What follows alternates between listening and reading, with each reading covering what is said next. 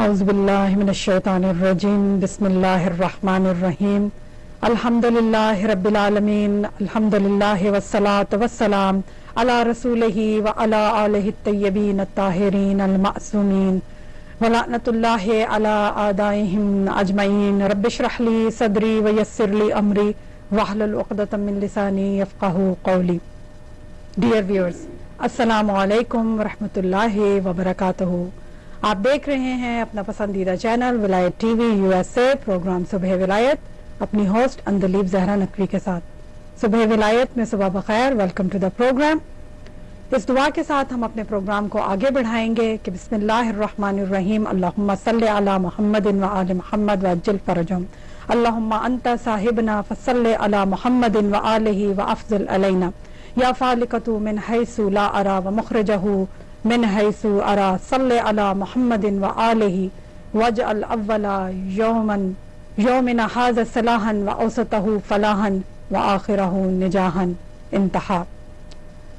خدایا تو ہمارا ساتھی ہے، لہٰذا محمد صلی اللہ علیہ وآلہ وسلم اور آل محمد صلی اللہ علیہ وآلہ وسلم علیہ الصلوۃ والسلام پر رحمت نازل فرما اور ہم پر اپنا فضل و کرم فرما.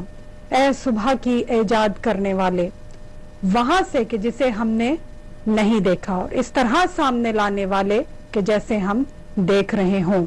محمد صلی اللہ علیہ وآلہ وسلم اور آل محمد صلی اللہ علیہ وآلہ وسلم علیہ الصلوۃ والسلام پر رحمت نازل فرما.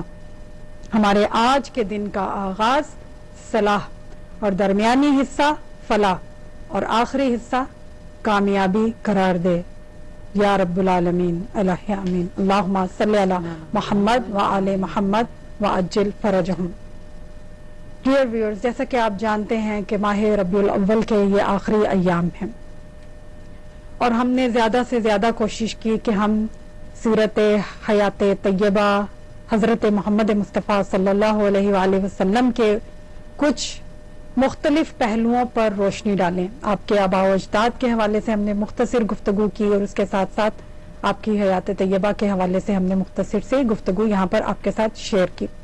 اور اب جس طرف ہم بڑھ رہے ہیں اپنی گفتگو کو لے کر، وہ آپ کی تعلیمات کہ جس طرف یعنی کہ جو سیرت طیبہ ہے، کہ جو آپ کا اسوائے حسنہ ہے، کہ جس کے اوپر چلتے ہوئے ہم کامیابی اور فلاح کی منزل تک پہنچ سکتے ہیں، کہ جو کہ ہمارا منزل مقصود ہے، جو کہ انسانیت کا ہدف ہے، کہ جو کہ تمام بشریت کے لیے کہ جس میں بقا کا، سلامتی کا، امن کا پیغام ہے. میں اپنی معزز مہمان کو پروگرام میں خوش آمدید کہتی ہوں اور سسٹر امبر علی، السلام علیکم ورحمۃ اللہ وبرکاتہ. اور بہت آپ کا شکریہ تشریف لانے کا یہاں پر بھی. اور جیسا کہ میں ابھی اپنے ویورز کے ساتھ شیئر کر رہی تھی کہ جو ہم نے اپنے ٹاپک کا اب یہاں پر ہم نے جو سلیکٹ کیا ہے، یہاں پر ایک تو ہمیں بہت ریکویسٹ آئی تھی کہ ہم اس کے اوپر جو ہے وہ ڈیفینیٹلی ڈسکشن کریں. تو وہ ہمارا جو ٹاپک آف ڈسکشن ہوگا وہ ہمارا آج کا ہے نماز، صلاۃ. ظاہر ہے کہ اس کے بارے میں، اس کی اہمیت کے بارے میں ہم جتنا بھی کہیں بہت زیادہ کم ہے، اور اس کے اوپر جتنا بھی بلکہ ہم اپنے علیہ الصلوۃ والسلام کی جتنی بھی احادیث دیکھتے ہیں، جتنا زیادہ ایمفسائز اگر کسی عمل پر کیا گیا ہے تو اب عبادات میں، اگر ہم عبادات کی بات کریں نا، جو ہماری عبادات ہیں اس میں اگر ہم دیکھتے ہیں کہ آپ کسی بھی معصوم کی وصیت لے لیں، سب سے پہلے آپ کو سر فہرست اس میں نماز کا نظر آئے، کیونکہ نماز کو قرآن مجید کی ہم آیات مبارکہ کو دیکھ لیں، بارہا پروردگار دو عالم ارشاد فرما رہا ہے کیا کہ نماز قائم کرو، نماز قائم کرو اور نماز قائم کرو. تو ڈیفینیٹلی ہمارا جو یہ ہے کہ موضوع گفتگو یہی رہے گا، لیکن ظاہر ہے کہ ہم جس طرح کے جو حالات ہیں ان کو ہم نظر انداز نہیں کر سکتے ہیں. انتہائی یہ مشکل ویک رہا، جو ظاہر ہے کہ جو پچھلے سیٹرڈے سے ہی 2 جنوری کو کہ جو پھانسی دی گئی شیخ نمر باقر النمر کو، آیت اللہ، ایک فقی، ایک عالم دین، ایک ایکٹیوسٹ اور حق کے علم بردار، کہ جنہوں نے دشمن کے یزید وقت کے سامنے صدائے حق کو بلند کیا، اپنے مولا، اپنے آقا سید الشہداء امام عالی مقام علیہ الصلوۃ والسلام کے اس استغاثہ پر لبیک یا حسین کہتے ہوئے کس طرح سے انہوں نے اپنے اس کہ مطلب اگر لبیک یا حسین کا مطلب اگر کسی نے دیکھنا ہے، اور اگر ابھی بھی کسی کے سمجھ میں یہ نہیں آیا کہ what is it mean to be saying that, chanting that لبیک یا حسین، they should see the character, they should see the life, they should see شیخ نمر باقر نمر، کہ ان کا جو ہم دیکھیں کہ ان کی شخصیت کے اوپر ہم غور کریں، ہم فکر کریں. اور ظاہری بات ہے کہ یہ ایک انتہائی جسے کہتے ہیں نا کہ اسلام کے لیے، ایک عالم اسلامیت کے لیے ایک جو خلا پیدا ہو جاتا ہے. شہید جو ہے کوئی نہیں بھر سکتا، وہ کوئی ظاہر ہے کہ انہوں نے تو شہادت کی مرتبے پر فائز ہو کر جو منصب، جو مرتبہ پا لیا، اس کا ہم درک نہیں کر سکتے ہیں. وہ پروردگار دو عالم کے، ظاہر ہے کہ جیسے کہ پروردگار دو عالم کا ارشاد ہے کہ شہید جو ہوتے ہیں وہ راہ حق میں وہ زندہ ہوتے ہیں اور وہ اپنے خدا کی طرف سے رزق پاتے ہیں. تو ہم اس چیز کا درک نہیں کر سکتے ہیں، لیکن جو ہمارا یہاں پر رسپانسبلٹی بنتی ہے، ہمارا یہاں پہ جو وظیفہ بنتا ہے کہ وہ کیا ہے کہ شہید کی جو موت ہے وہ قوم کی حیات ہے. تو الحمدللہ ہم دیکھ رہے ہیں کہ ایک جذبہ، ایک لہر پوری امت مسلمہ میں، چاہے وہ نارتھ امریکہ کی اسلامک سوسائٹی ہو، یا وہ پاکستان کی ہو، یا وہ عراق کی ہو، یا وہ ایران کی، مطلب ہر ہم بحرین میں دیکھ رہے ہیں ہم کہ جہاں پہ خود اتنا ظلم و ستم ڈھایا جا رہا ہے، اور پھر وہاں سے بھی نیوز آئی ہے کہ بحرین کے بھی جو عالم دین ہے، جو ظاہر ہے کہ یہی جو شاہی خاندان ہے وہاں کا، انہوں نے ان کو گرفتار کر لیا ہے. وہاں پر بھی ریلیز جو ہیں منعقد ہوئی ہیں وہاں، اور ہر انسانیت کا دل میں رکھنے والا جذبہ انسان جو ہے وہ اس وقت بیدار ہو رہا ہے، اور وہ اس وقت اس چیز کے، اس سعودی اقدام کے خلاف اپنی آواز کو بلند کر رہا ہے. اور یہاں سے ہمیں اندازہ ہو جاتا ہے کہ حق کو آ کر رہنا ہے، حق کو چھا کر رہنا، باطل مٹنے کے لیے تھا اور باطل مٹ کر رہے گا، کیونکہ یہ پروردگار دو عالم کا وعدہ ہے، اور پروردگار دو عالم کا وعدہ انشاءاللہ العزیز پورا ہوگا.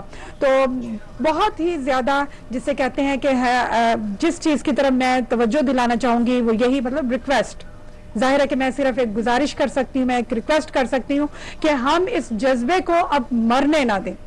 کہ جو ہم پروٹیسٹ کر رہے ہیں، ہم ماشاءاللہ سے ہر پلیٹ فارم پہ میں نے دیکھا ہے کہ کام ہو رہا ہے، ہر لیول پہ، ہر سطح پر یہ کام ہو رہا ہے. تو اس کو ہم جاری و ساری رکھیں اس کو، اور ہم اپنے عمل سے، کیونکہ ہم جانتے ہیں کہ صرف جو چیز زبان سے ہاں اس نوٹ، ہاں ڈیفینیٹلی. جزاک اللہ سسٹر، بہت خوبصورت بات آپ نے کی. میں یہاں پر متقیان صاحب نہج البلاغہ، خطیب منبر سلونی، یاسب الدین، امام المتقین، اور کتنا بھی کہا جائے اپنے فرسٹ امام کے بارے میں کم ہے.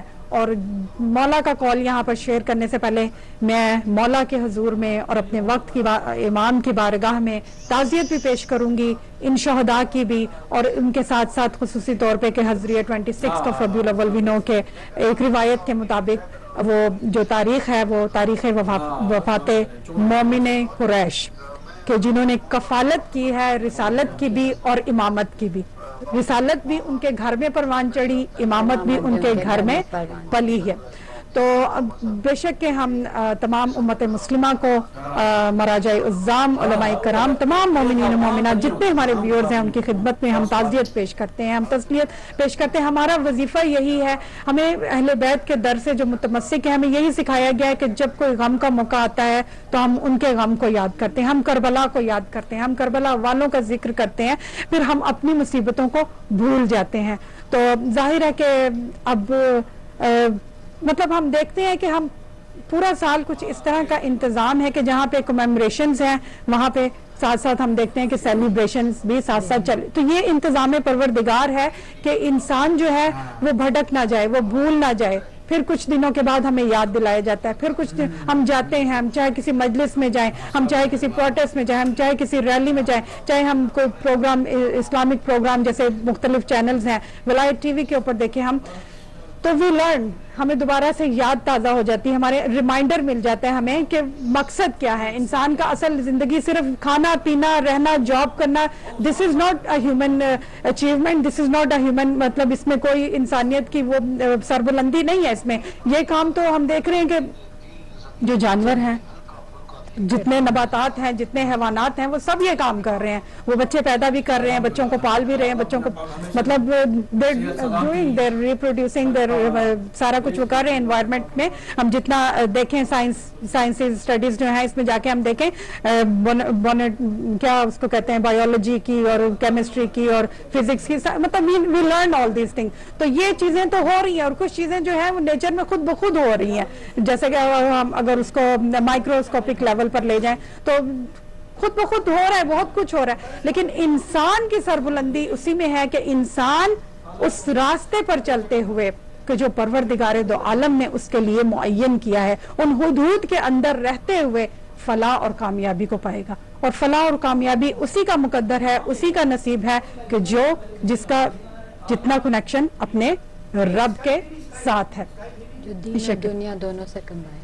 سبحان اللہ. بے شک بے شک. جس طرح سے تب اسی طرح ہم دیکھتے ہیں نا کہ اسی طرح بیلنس کیا ہوا. اسی لیے کہتے ہیں نا کہ ہمارا جو مذہب حقہ ہے، جو دین ناب محمدی ہے، اس میں کہ عدل دوسرا اصول دین ہے. جب ہم اپنے اصول دین کی بات کرتے ہیں نا، جو فاؤنڈیشن ہے، جو ہماری بیس ہے، جو ہمارے ریلیجن کی، ہمارے فیتھ کی، ہماری بلیف کی، کہ اس میں عدل یعنی کہ اعتدال کے راستے پر چلنا ہے. ایکسٹریم ہم ایکسٹریم کے قائل ہی نہیں ہیں، ہم ایکسٹریمزم کے قائل ہی نہیں ہیں، اور ہم اس ایکسٹریمزم کے کو ریجیکٹ کرتے ہیں، اور ہم دنیا کو بتاتے ہیں کہ ہمارا اس اسلام سے کوئی تعلق نہیں ہے کہ جو ایکسٹریم. اور دو طرح کے ہم دیکھتے ہیں نا کہ ایک سیکولر طرف چلے جاتے ہیں اور ایک ایکسٹریم پہ چلے جاتے ہیں. لیکن ہمارا جو مذہب ہے، دین حقہ جو ہے، دین ناب محمدی جو ہے، جو اہل بیت علیہ الصلوۃ والسلام کا راستہ ہے، جو پروردگار دو عالم کو معین کردہ ہے، وہ اعتدال کا راستہ ہے. اس کے اوپر چلتے ہوئے ہی انشاءاللہ العزیز فلاح اور کامیابی سے ہم کنار ہوں گے. تو مولا متقیان صاحب نہج البلاغہ علیہ الصلوۃ والسلام فرما رہے ہیں کہ ان الامور اذا اشتبہت اعتبروا آخرها باولها، کہ جب کسی کام میں اچھے برے کی پہچان نہ رہے، جب کسی کام میں اچھے برے کی پہچان نہ رہے تو آغاز کو دیکھ کر انجام کو پہچان لینا چاہیے. بہت ہی فل آف وزڈم، بہت ہی حکمت سے بھرپور یہ مولا متقیان علیہ الصلوۃ والسلام کا خوبصورت قول ہے. کہ پھر آگے اس کو ایکسپلین اس طرح سے کیا ہوا کہ ایک بیج کو دیکھ کر کہ جب کوئی کاشتکار جب فصل کو بونے کے لیے جاتا ہے تو وہ دیکھ لیتا ہے، سیڈ کو دیکھ لیتا ہے، بیج کو دیکھ لیتا ہے، اور اسی سے یہ وہ حکم لگا سکتا ہے کہ آیا اس سے کون سا درخت پیدا ہوگا. ظاہر ٹھیک ہے نا، اور اس کے پھل اور پھول اور پتے کیسے ہوں گے، کس طرح کا اس درخت کیسے وہ پروان چڑھے گا، اور کس طرح کا اس کا جو ہوگا وہ نتیجہ ہوگا، اور اس کا پھیلاؤ اور بڑھاؤ کتنا ہوگا. اسی طرح ایک طالب علم ایک اسٹوڈنٹ کی صحیح اور کوشش کو دیکھ کر اس کی کامیابی پر ہم کہہ سکتے ہیں کہ یہ اسٹوڈنٹ جو ہے یہ کتنا توجہ سے پڑھائی کر رہا ہے، کتنا اپنے امتحان کی تیاری کر رہا ہے. تو وی کین مطلب اس کا ہمیں اچھا خاصا آئیڈیا مل سکتا ہے. اور اسی طرح دوسرے کی آرام و طلبی اور غفلت کو دیکھ کر اس کی ناکامی پر بھی اندازہ لگایا جا سکتا ہے، حکم لگایا جا سکتا ہے، کیونکہ اوائل و اواخر کے جو مقدمات اور نتائج کے آئینہ دار ہوتے ہیں. لہٰذا کسی چیز کو انجام سجائی نہ دیتا ہو تو اس کی ابتدا کو دیکھا جائے. اگر ابتدا بری ہوگی، یہاں پر مطلب اس کی یہ تشریح کی گئی ہے کہ اگر کسی کام کی ابتدا بری ہوگی تو انتہا بھی بری ہوگی. اسی لیے کہتے ہیں نا کہ جب وہ ہوتا ہے آئی ڈونٹ نو کتنا اس میں سچائی، لیکن کہتے ہیں نا کہ جب کوئی کام شروع کرتے ہیں تو اس میں پھر نہ ڈالی جائے کہ تاکہ وہ اچھے طریقے سے وہ سر انجام ہو. اسی لیے دعا کی جاتی ہے کہ اس میں بھی بہتری ہو اس کے لیے، تو یہ دعا کی جاتی ہے. تو کہ اگر ابتدا بری ہوگی تو اس کی انتہا بھی بری ہوگی، اور اگر ابتدا اچھی ہوگی تو اس کی انتہا بھی اچھی ہوگی. تو یہ جتنے آج لوگ ظلم کر رہے ہیں، یہ جتنے بے گناہوں کا خون بہا رہے ہیں پانی کی طرح، بلکہ پانی سے بھی مطلب کیا انہوں نے سمجھ لیا ایسا کہ انسان کی زندگی کی کوئی قدر نہیں ہے. کوئی قیمت نہیں رہے گی. کس طرح سے کہیں پہ یمن کے ہم حالات دیکھ لیں, فلسطین کے ہم حالات دیکھ لیں, مطلب سیریا سے اب جو آ رہی ہیں خبریں کہ جو لوگ وہاں پر پھنسے ہوئے ہیں, وہاں پر جو نکل نہیں پا رہے, ظاہر ہے ہم جانتے ہیں کہ ہر کوئی نہیں نکل سکتا, ہر کوئی نہیں. تو یہ جو ظلم کر رہے ہیں وہ اپنا انجام دیکھ لیں کہ ان کا انجام بھی برا ہی ہوگا. آج دیکھ لیں یزید, آج کہیں پہ کوئی نام و نشان ہے آج اس کا یزید کا کہیں پر؟ جس برے ٹھکانے میں ظلم کرنے والوں کا ٹھکانہ انتہائی برا ہے. قرآن مجید میں اللہ سبحانہ کا ارشاد ہے کہ ان کا انجام انتہائی برا ہے اور وہ اس برے ٹھکانے میں ہمیشہ رہیں گے, اور ہمیشہ ان کا مقدر جو ہے وہ ذلت ہی ہوگی. اور انشاءاللہ العزیز آل سعود آل یہود کی بھی جو انجام ہے وہ انتہائی ذلت آمیز ہی ہوگا. اور شیخ نمر کے حوالے سے میں اس سے پہلے کہ ہم اپنا نماز کے حوالے سے بات کو شروع کریں, آغاز کریں اپنا, تو شیخ نمر کے حوالے سے کچھ اشعار ہیں جو یہاں پر میں شیئر کرنا چاہوں گی کہ یہی کہ مومنین میں ایسے بھی مرد میدان ہیں کہ جنہوں نے اللہ سے کیے وعدے کو سچ کر دکھایا ہے. اور کتنا بڑا لیسن ہے ہم سب کے لیے اس میں کہ ہم اس سے سیکھ سکتے ہیں, ہم اسے دیکھ سکتے ہیں کہ جو راہ حق کے راہی ہوتے ہیں, جو راہ حق کے مجاہد ہوتے ہیں, جو اس راستے پر گامزن ہوتے ہیں, ان کی اطوار کس طرح کے ہوتے ہیں کہ وہ سچے مومن, ان کو کہا کہ وہ سچے مومن ہیں کہ جنہوں نے اللہ سے کیا ہوئے وعدے کو سچ کر دکھایا. ان میں بعض اپنا وقت پورا کر چکے ہیں اور بعض اپنے وقت کا انتظار کر رہے ہیں, اور ان لوگوں نے اپنی بات میں کوئی تبدیلی نہیں پیدا کی ہے.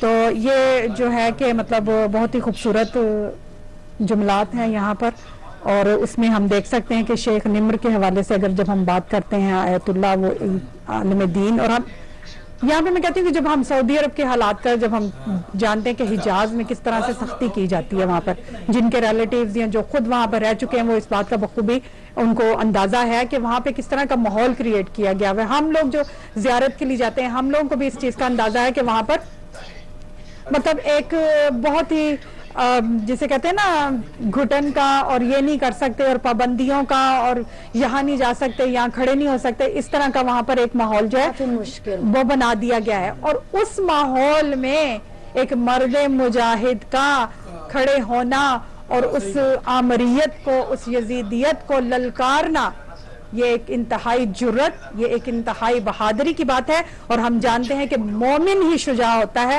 مومن ہی بہادر ہوتا ہے, یہ مومن کی نشانی ہے. مومن کمزور, مومن بزدل نہیں ہوتا. تو آل سعود آل نجس آل بے شرم, آل سعود آل نجس آل بے شرم, کمزور پہ ہمیشہ جو ڈھاتے رہے ستم. اللہ کی, رسول کی, قرآن کی قسم, وہ ظلم کر رہے ہیں کہ روتے ہیں اب حرم. حق کا علم اٹھاتے ہیں ہم نمر کی طرح. وہ سمجھتے ہیں کہ وہ انہوں نے شہید کر دیا ہے آیت اللہ شیخ نمر باقر النمر کو. ہم سب نمر ہیں, ہم سب جو ہیں وہ اس راہ کے مجاہد ہیں, راہ حق کے مجاہد ہیں. ہم اسی راہ کے پیروکار ہیں کہ حق کا علم اٹھاتے ہیں ہم نمر کی طرح. آتے ہیں گلے کاٹنے وہ شمر کی طرح. وہ اپنے آباء و اجداد کے راہ پہ چل رہے ہیں. تو ہم بھی انشاءاللہ العزیز ہم لبیک یا حسین کہنے والے ہیں. ہم بھی اپنے ہی مولا کے, اپنے ہی جد کے راستے پر چلتے ہیں. دنیا کو حریت کا سبق پھر پڑھا گئے. کیسے دنیا جاگ اٹھی ہے, یہ شہید کے خون کی تاثیر ہے. شہید ہمارا محتاج نہیں ہے, ہم اس کے محتاج ہیں. وہ ہمیں جلا بخشتی ہے. جو شہیدوں کا جو خون ہوتا ہے, شہیدوں کی جو جذبہ ہوتا ہے, وہ قوم کو حیات بخشتا ہے. تو انشاءاللہ العزیز دنیا اس کو ضرور دیکھے گی اور دیکھ رہی ہے. دنیا کو حریت کا سبق پھر پڑھا گئے, ہے ہاتھ من الذلہ کا نعرہ سکھا گئے. کیا انہوں نے کہا کیا کہ اگر ہم اس زمین پہ رہیں تو ایز اے فری, اگر لیکن اس طرح سے کہ جس طرح سے ہمیں یہاں پہ رکھا جا رہا ہے کہ وی ہیو نو رائٹس, ہم شیعہ کو تسلیم نہیں کیا جا رہا, ہمیں کوئی رائٹس نہیں دیے جا رہے, ہمارے حق کو پامال کیا جا رہا ہے. یہی ہے ہاتھ من الذلہ کا نعرہ سکھا گئے ہیں ہمیں بھی, اور لبیک یا حسین کا مطلب بتا گئے. جیسے کہ میں نے پہلے بھی کہا کہ مطلب یہی this is what it is to be saying لبیک یا حسین, میدان عمل میں ہونا. اور مثل حسین دین پہ سر کو کٹا گئے, باکر تھے سبھی صدر تو ہوں کہ نمر یا حکیم, اور یہ ظاہر ہے کہ شہید باقر صدر کا یہاں پہ اس شعر میں تذکرہ ہے، اور شہید موسیٰ صدر اور آیت اللہ نمر اور آیت اللہ باقر الحکیم کے آل نبی کے پیرو تھے اور قلب تھے سلیم.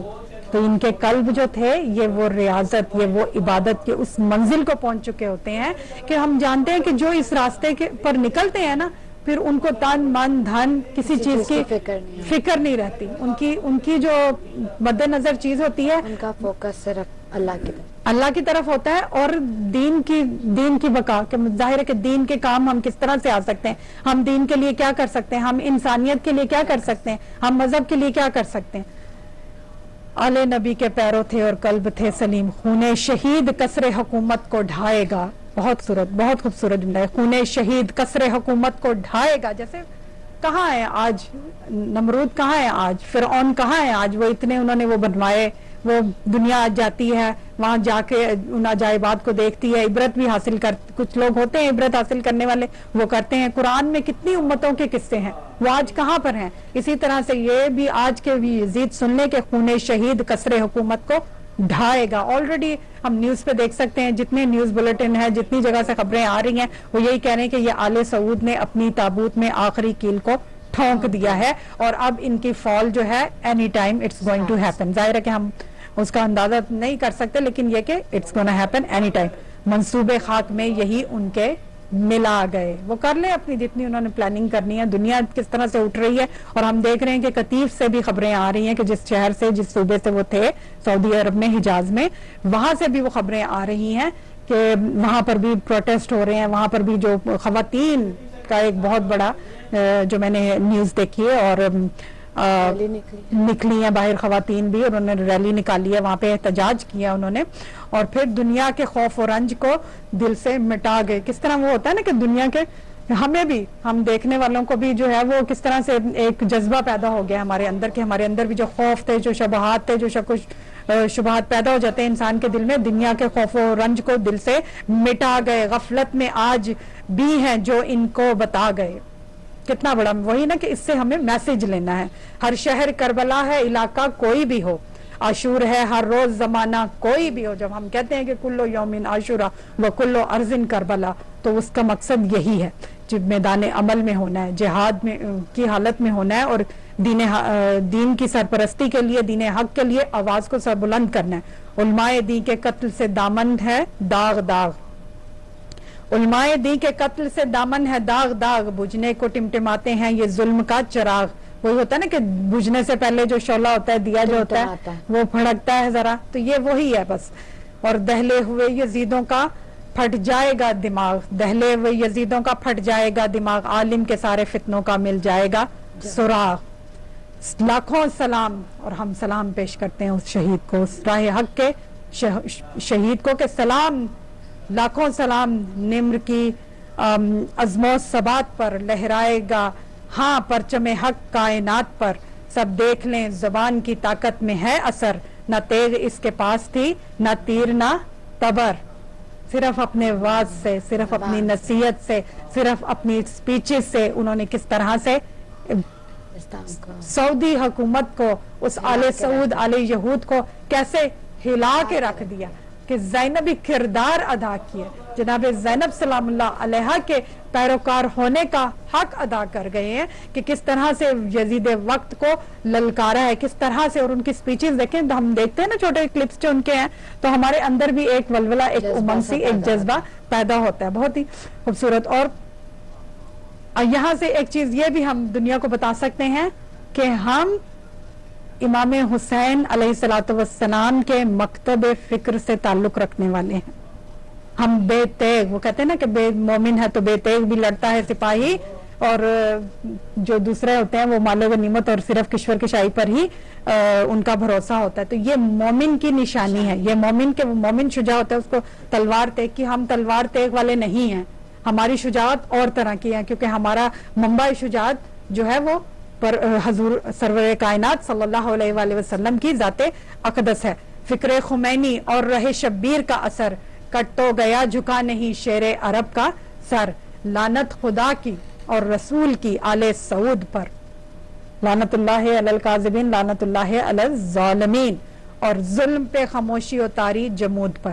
ظاہر ہے کہ ہم سب کو اپنا پروٹیسٹ جو ہے اس وقت ہر پلیٹ فارم سے لے کر اٹھنا ہے اور دنیا کو بتانا ہے کہ ہاں دیکھو یہ ہوتے ہیں اصلی اسلام والے، یہ ہوتے ہیں جو اسلام پر چلنے والے ہیں، نہ کہ دوسروں کے گلے کاٹنے والے، جو دوسروں کو جا کر کسی کی اہمیت نہیں ہے، کسی کی عزت کی، کسی کے مال کی، کسی کی جان کی، کسی کی انسانیت کی کوئی عزت نہیں ہے جن لوگوں کے، وہ ان کا اسلام سے بھی کوئی تعلق نہیں ہے. وہ کوئی اور برانڈڈ ان کا ہے، کوئی اور کریٹڈ برانڈ ہے ان کی، کوئی اور جنیرک برانڈ ہے ان کی. اس کا اصلی اسلام سے، اس کا ریئل اسلام سے، اس کا نابع دین محمدی صلی اللہ علیہ وسلم سے کوئی تعلق جو ہے وہ نہیں ہے. تو میں نے سوچا کہ ضرور ہم یہاں پر جو ہے وہ شیخ نمر جو ہے باقر النمر ان کے حوالے سے ہم یہاں پہ تذکرہ کریں. اور کہ مطلب کتنا افسوس ہوتا ہے یہ دیکھ کر کہ جو لوگ جو ہیں کہ جنہوں نے کوئی ہسٹری سے کوئی لیسن نہیں لیا. These are the people we can see کہ جب وہ کوئی اپنی ہسٹری کو نہیں نہ دیکھتے ہیں، انہوں نے ہسٹری سے کچھ سیکھا نہیں ہے.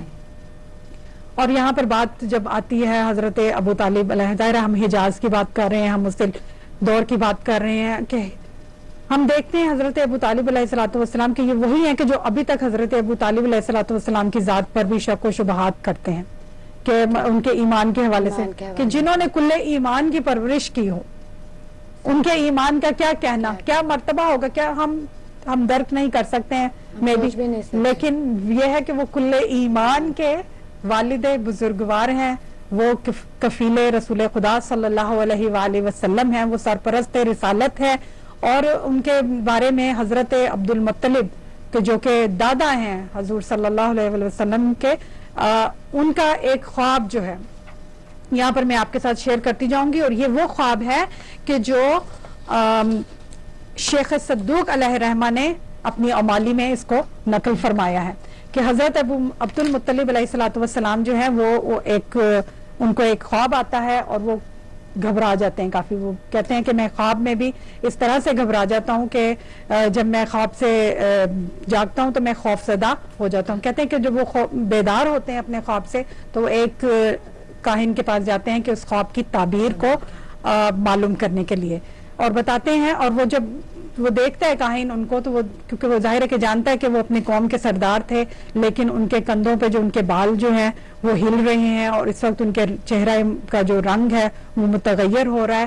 تو وہ کاہن بھی ان کو جب دیکھتا ہے تو وہ کہتا ہے کہ وہ بہت مطلب کہ حیران ہوتا ہے کہ آج کیا بات ہے کہ عرب کے سردار کا رنگ جو ہے وہ متغیر ہے. کیونکہ ہم جانتے ہیں حضرت عبد المطلب کی جو پرسنالٹی ہے وہ کہ وہ اپنی قوم کے سردار تھے، وہ کسٹوڈین تھے خانہ کعبہ کے. اور یہاں پر وہ پھر بتاتے ہیں کہ میں ہجر اسماعیل میں سو رہا تھا کہ میں نے اس خواب کو دیکھا کہ میری پشت سے ایک درخت جو ہے وہ اگا ہے، اور پھر میں نے دیکھا کہ وہ درخت اس قدر بلند ہو جاتا ہے کہ اس کی شاخیں آسمان تک پہنچ گئی ہیں اور اس کا پھیلاؤ مشرق و مغرب میں. اور پھر میں نے دیکھا کہ اس سے ایک نور ظاہر ہوا اور جو کہ 70 آفتاب کے برابر اس کا نور ہے، اور جتنے عرب و عجم ہیں وہ اس کے سامنے سجدہ ریز ہو گئی ہیں. اور ہر روز اس کی بزرگی و عظمت جو ہے وہ بڑھتی جا رہی ہے. پھر قریش کے ایک گروہ نے چاہا کہ اسے اکھاڑ دیں، مگر جب وہ اس کے نزدیک ہوئے تو ایک نوجوان جو سب لوگوں سے زیادہ شکیل و جمیل تھا آگے بڑھا اور انہیں پکڑ کر ان کی پشتیں جو تھیں وہ توڑ دیں. یعنی کہ قریش کا جو گروہ تھا نا وہ آ رہا ہے اس درخت کو نقصان پہنچانے کے لیے. یہ حضرت عبد المطلب علیہ السلام کا خواب ہے کہ جو وہ آپ بیان فرما رہے ہیں. تو اب انہوں نے کہا کہ وہ جو، اور ان کی آنکھیں نکال دیں. اور پھر میں نے چاہا کہ میں اس درخت کو پکڑ لوں. میں نے اپنا ہاتھ بلند کیا تو اس نوجوان نے مجھے آواز دی، تم اپنا ہاتھ ہٹا لو، تمہارا اس میں کوئی حصہ نہیں ہے. میں نے اسے کہا کہ میرا حصہ کس لیے نہیں ہے جبکہ یہ درخت میرا ہے، یہ میری پشت سے نکل رہا ہے، میری پشت سے. تو اس نے کہا کہ یہ حصہ ان کا ہے کہ جو اس میں آویزاں ہیں. تو میری آنکھ خوف کی وجہ سے کھل گئی اور تو میرا رنگ اس وجہ سے متغیر ہوا. تو جب جناب عبد المطلب علیہ السلام نے یہ فرمایا اپنا تو وہ کاہن جو تھا اس کے چہرے کا رنگ تبدیل ہو گیا.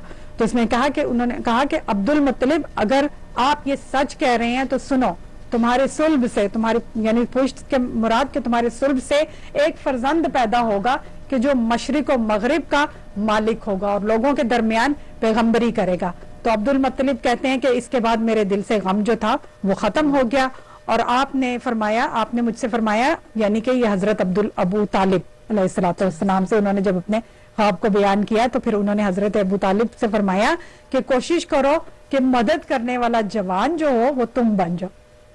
یعنی ہم جانتے ہیں کہ حضرت ابو طالب کا جو کردار ہے وہ کتنا ایک اہمیت کا حامل ہے کہ آپ کی پیدائش، آپ صلی اللہ علیہ وسلم کی ولادت باسعادت سے پہلے آپ کے دادا جس خواب کو دیکھ رہے ہیں اور پھر اس میں وہ ایک جو حسین اور جمیل جو نوجوان ہے خوبصورت شکل والا، وہ یعنی کہ اس کی تعبیر کیا ہے کہ وہ حضرت ابو طالب ہیں کہ جنہوں نے نہ صرف یہ کہ دشمنوں سے بلکہ ہر طرح سے ان کی حفاظت فرمائی ہے اپنے بھتیجے کی. ظاہر ہے پھر ہم جانتے ہیں کہ حضرت عبد المطلب علیہ السلام جب آپ کی وفات ہوتی ہے تو آپ ان کو حضرت ابو طالب کے سپرد کر کے جاتے ہیں. تو سسٹر امبر میں چاہوں گی کہ آپ یہاں پر تھوڑا ہمارے ساتھ حضرت ابو طالب علیہ السلام کے حوالے سے تھوڑا سا شیئر کریں انشاءاللہ. ضرور. پہلے تو جناب رسول خدا کو کہ جنہوں نے شفقت سے پرورش کی اور تحفظ دیا اور کفالت کی، اس محسن اسلام کو ہم سب کا سلام ہو، یعنی کہ حضرت ابو طالب کو. میرے امام کا جو بھی غلام ہوتا ہے، نگاہ حق میں وہ عالی مقام ہوتا ہے. کسی کی کر دے اگر پرورش ابو طالب تو کم سے کم وہ نبی یا امام ہوتا ہے. سبحان اللہ. دشمنوں کے حملے سے بچانے کے لیے جناب ابو طالب ہر رات پیغمبر اکرم کو بستر سے اٹھاتے اور ان کے آرام کے لیے دوسری جگہ مہیا کرتے اور اپنے فرزند کو ان کی جگہ سلا دیتے تھے. اسرار معرف کا گلستان ابو طالب، ایمان کے ہر دور کا درما ابو طالب، ہر دور میں سرچشمہ ایمان ابو طالب. ہر غم سے جو اس کو ابو طالب نہ بچاتا، ہر غم سے جو اس کو ابو طالب نہ بچاتا، اسلام تیرا ٹھوکریں کھاتا نظر آتا. سبحان اللہ. بے شک. شادابی گلزار پیمبر ابو طالب، احسان و سخاوت کا سمندر ابو طالب. جھکتی ہے جبھی جس پہ تیرے فکر و نظر کی، ہے جائے ولادت ابو طالب کے پسر کی. سبحان اللہ. سبحان اللہ. حیران ابو طالب کی انا پر ہے ملک تک، عمران کے مدارج کی رسائی ہے فلک تک. ہے روشنی قلب و نظر اس کی جھلک تک، طوفان مصائب پہ بھی جھپکی نہ پلک تک. خوشبو ہے رواں جس کے ہر ایک دل کی کلی میں، کھیلا ہے وہی دی ابو طالب کی گلی میں. جو خون ابو طالب کے عزائم کی عطا ہو، وہ خون بھلا کیسے رگے دی سے جدا ہو. جس طور سے احسان ابو طالب نے کیا ہو، ممکن نہیں اسلام سے یہ قرض ادا ہو. کر یاد وہ شعیب ابی طالب کا زمانہ، جذبے کے شراروں کو ہواؤں سے اڑانا. وہ عزم و جلال رخ امرا کا فسانہ، ہر رات پیغمبر کو مصائب سے بچانا. اس طور کا دنیا میں کوئی باپ دکھا دے، اس طور کا دنیا میں کوئی باپ دکھا دے جو موت کے بستر پہ بھی بیٹوں کو سلا دے. سبحان اللہ کے گھر کا جو نگہباں وہ ابو طالب، جو حق کے لیے اتنا پریشان وہ ابو طالب. جو عرش معلیٰ کا مسلمان وہ ابو طالب، ایمان نہیں جو محسن ایمان وہ ابو طالب. اس بات پہ کیوں کوئی پریشان نہیں ہوتا، ایمان کا پدر منکر ایمان نہیں ہوتا. جب فہم نے بدلا کبھی تشکیک کا قالب، جب لفظ سے چھینی گئی جاگیر مطالب.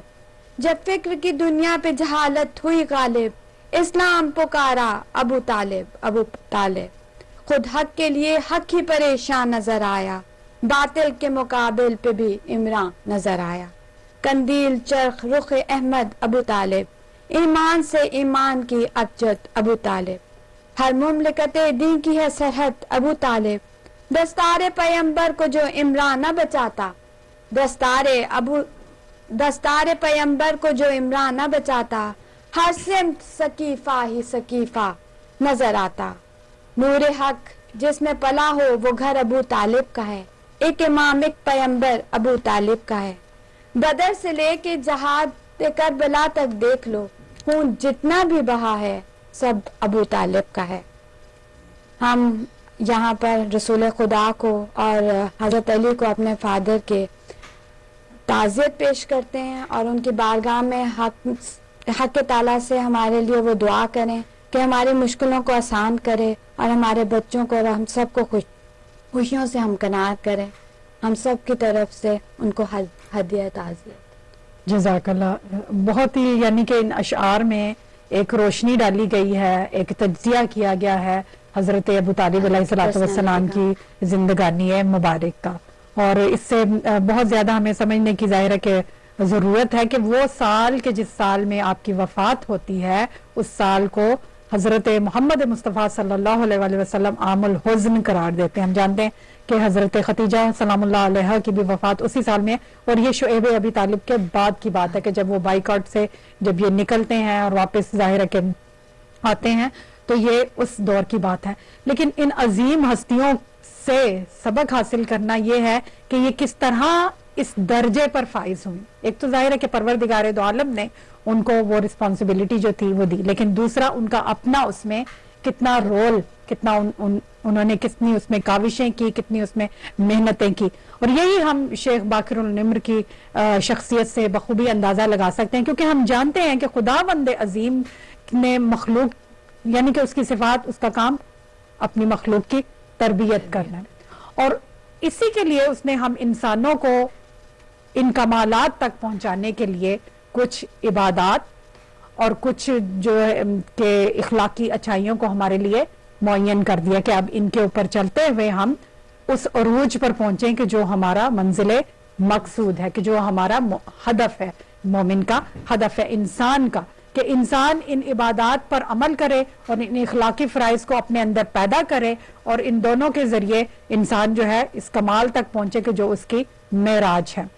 اور یہ معراج اس لحاظ سے کہ انسان جو ہے اس سے روحانی لذتوں اور باطنی کمالات حاصل, کیونکہ ہم جانتے ہیں کہ ہمارا جو زندگی ہے, ہمارا جو وجود ہے, جو پروردگار دو عالم کی عطا ہے, یہ دو حصے ہیں اس کے نا, ایک ہمارا جسم ہے, ایک ہماری روح ہے, اور ہمیں اس کی دونوں کو نورش کرنا ہے. بعض اوقات یہ ہوتا ہے کہ ہمارا فوکس جو ہو جاتا ہے بہت زیادہ وہ صرف اور صرف, اور یہ ہم بخوبی اس کو ہم دیکھ سکتے ہیں کہ جو سیکولر اسلام ہے اس کا پورا زور جو ہے وہ صرف باڈی کے اوپر ہے, ٹھیک ہے نا, کیا ہمارا امیج ہے کیا نہیں.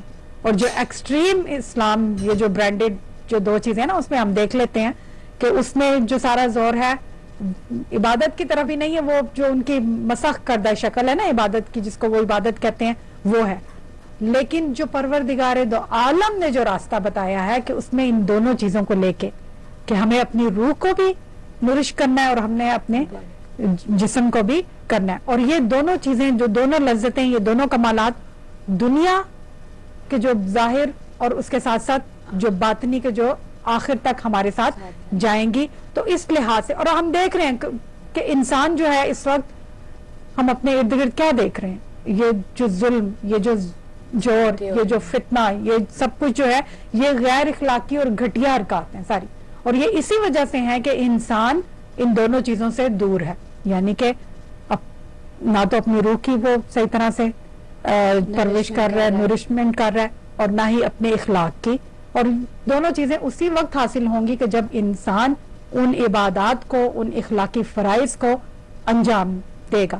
تو یہاں پر بہت ہی ایک خوبصورت حدیث ہے جو میں بیان کروں گی کہ جو حضرت محمد مصطفیٰ صلی اللہ علیہ وآلہ وسلم نے فرمایا کہ اللہ تعالیٰ نے ارشاد فرمایا ہے, پروردگار دو عالم ارشاد فرما رہا ہے کہ بندہ جن چیزوں سے میری بارگاہ میں قربت حاصل کرتا ہے, ان میں سب سے زیادہ جو بات مجھے محبوب ہے وہ کیا ہے کہ وہ ان واجبات کی ادائیگی کہ جو میں نے اس پر فرض کر دیے ہیں, ٹھیک ہے نا.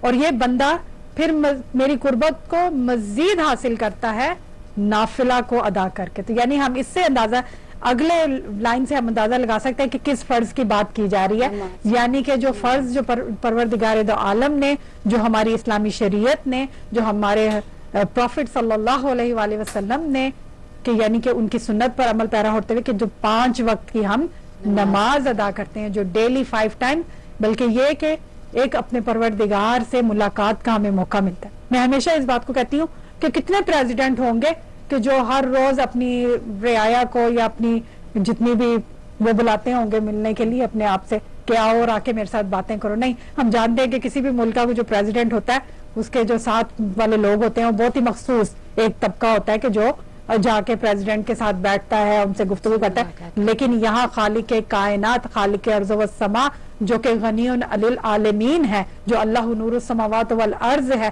جو علی کل شیء قدیر ذات ہے، جو کن فیکون ذات ہے، کہ وہ ارادہ کرتا ہے اور وہ ہو جاتا ہے. اب وہ اپنی بارگاہ میں اپنے بندے کو 5 وقت بلاتا ہے اور وہ کہتا ہے کہ یہی طریقہ ہے میرا قرب حاصل کرنے کا. اور پھر اگر مزید قربت کو حاصل کرنا ہے تو نافلہ ادا کرو، یہاں تک کہ میں اس سے محبت کرنے لگتا ہوں. یعنی پروردگار اپنے بندے سے محبت کے، تو کیا مطلب ایک کتنا، اگر ہم صرف اسی بات پہ اس کا شکر ادا کریں نا کہ اس نے ہمیں اپنی بارگاہ میں 5 وقت کے لیے کھڑا کر لیا ہم جیسوں کو، تو صرف اسی کے اوپر ہم ساری عمر سجدہ کرتے رہیں تو بھی ہم اس کا حق ادا نہیں کر سکتے ہیں. پھر کہتا ہے کہ میں اس سے محبت کرنے لگتا ہوں. پھر آگے کیا حدیث میں بتاتی ہے کہ پس جب میں اس سے محبت کرنے لگوں تو میں اس کے کان بن جاتا ہوں جس سے وہ سنتا ہے. یعنی اب وہ صرف حق ہی سنے گا، اس کو مظلوم کی آواز آئے گی. اور اس کی آنکھیں بن جاتا ہوں کہ جن سے وہ دیکھتا ہے، یعنی کہ وہ حق و باطل کو پہچان سکتا ہے. اور میں اس کی زبان بن جاتا ہوں کہ جس سے وہ بات کرتا ہے. یعنی کہ اب جو اس منزل پہ پہنچ جاتے ہیں پھر ان کی زبان سے جو ادا ہوتا ہے وہ پروردگار دو عالم کی عطا ہے. یعنی کہ یہ الہام الہی جسے کہتے ہیں نا، کہ وہ الہام الہی سے وہ پھر کلام کرتے ہیں. اور اس کے ہاتھ بن جاتا ہوں کہ جس سے وہ قوت سے وہ جوہر دکھاتا ہے. یعنی اس کے کان میں وہی آوازیں پڑتی ہیں جو مفید ہوتی ہیں، اور جسے خدا چاہتا ہے کہ یہ بات اس کے کان میں آئے وہی جو باتیں ہیں اس کے کان میں. یعنی کہ ظاہر ہے کہ حق کا پرچار کرنا، اور یہ ہم شیخ باقر النمر کی شخصیت میں بخوبی اس کو دیکھ سکتے. اور بھی متعدد احادیث ہیں جو کہ ہم جانتے ہیں. یعنی کہ سرکار ختمی مرتبت حضرت محمد مصطفیٰ صلی اللہ علیہ وسلم کا ارشاد ہے کہ نماز الصلاۃ عمود الدین، یعنی نماز دین کا ستون ہے. اس کے بعد یہی کہ جس کی آپ نے ارشاد فرمایا کہ جس کی نماز قبول نہیں اس کا کوئی عمل قبول نہیں. تو مطلب اس سے ہمیں یہ پتہ چلتا ہے کہ ہمیں اپنی نماز کے اوپر کتنی توجہ دینی ہے کہ ہم کس طرح سے نماز کو پڑھ رہے ہیں اور کس طرح سے اس کو ادا کر رہے ہیں. تو اسی طرح ہمیں متعدد جو ہیں وہ ملتے ہیں. یعنی کہ حضرت علی علیہ الصلوۃ والسلام کا ارشاد ہے کہ اللہ تعالیٰ کے نزدیک نماز سے بہتر کوئی عمل نہیں ہے. اسی طرح امام جعفر صادق علیہ الصلوۃ والسلام نے فرمایا کہ جس نے نماز کو معمولی جانا وہ ہم میں سے نہیں، بس نماز کو اول وقت میں ادا کرنا چاہیے. تو ہم جتنی بھی اس پہ ظاہر بات کریں، گفتگو کریں، میں سمجھتی ہوں کم ہے، کیونکہ پروردگار دو عالم نے یہ ایک ہمارے لیے عبادت کا جو بنا دیا ہے کہ ہم اس کی بارگاہ میں آئیں اور آ کے. اب یہاں پر سوال جو ہمارے ذہنوں میں سب سے پہلے تو یہ آتا ہے کہ کیا اس کا کوئی فائدہ اللہ کو ہے؟ ہمیں بالکل، بہت زبردست، بہت خوبصورت بات کی سسٹر امبر آپ نے کہ اس کا فائدہ پروردگار، کیونکہ وہ جیسے کہ اس کو ہماری نمازوں کی ہاں ضرورت نہیں، اس کو حاجت نہیں ہے. کوئی پروردگار دو عالم نے کوئی اپنا خدا نخواستہ جیسے کہ کتب میں ہم پڑھتے ہیں، کوئی اپنا شوق پیدا کے لیے کوئی دنیا کو خلق نہیں کیا ہے، بلکہ اس نے دنیا کو اس لیے خلق کیا ہے کہ انسان جو ہے وہ ایک امتحان گاہ ہے، ایک گزرگاہ ہے. انسان ان مراحل سے گزرتے ہوئے اس کمالات تک پہنچے جو اس کے اندر چھپی ہوئی.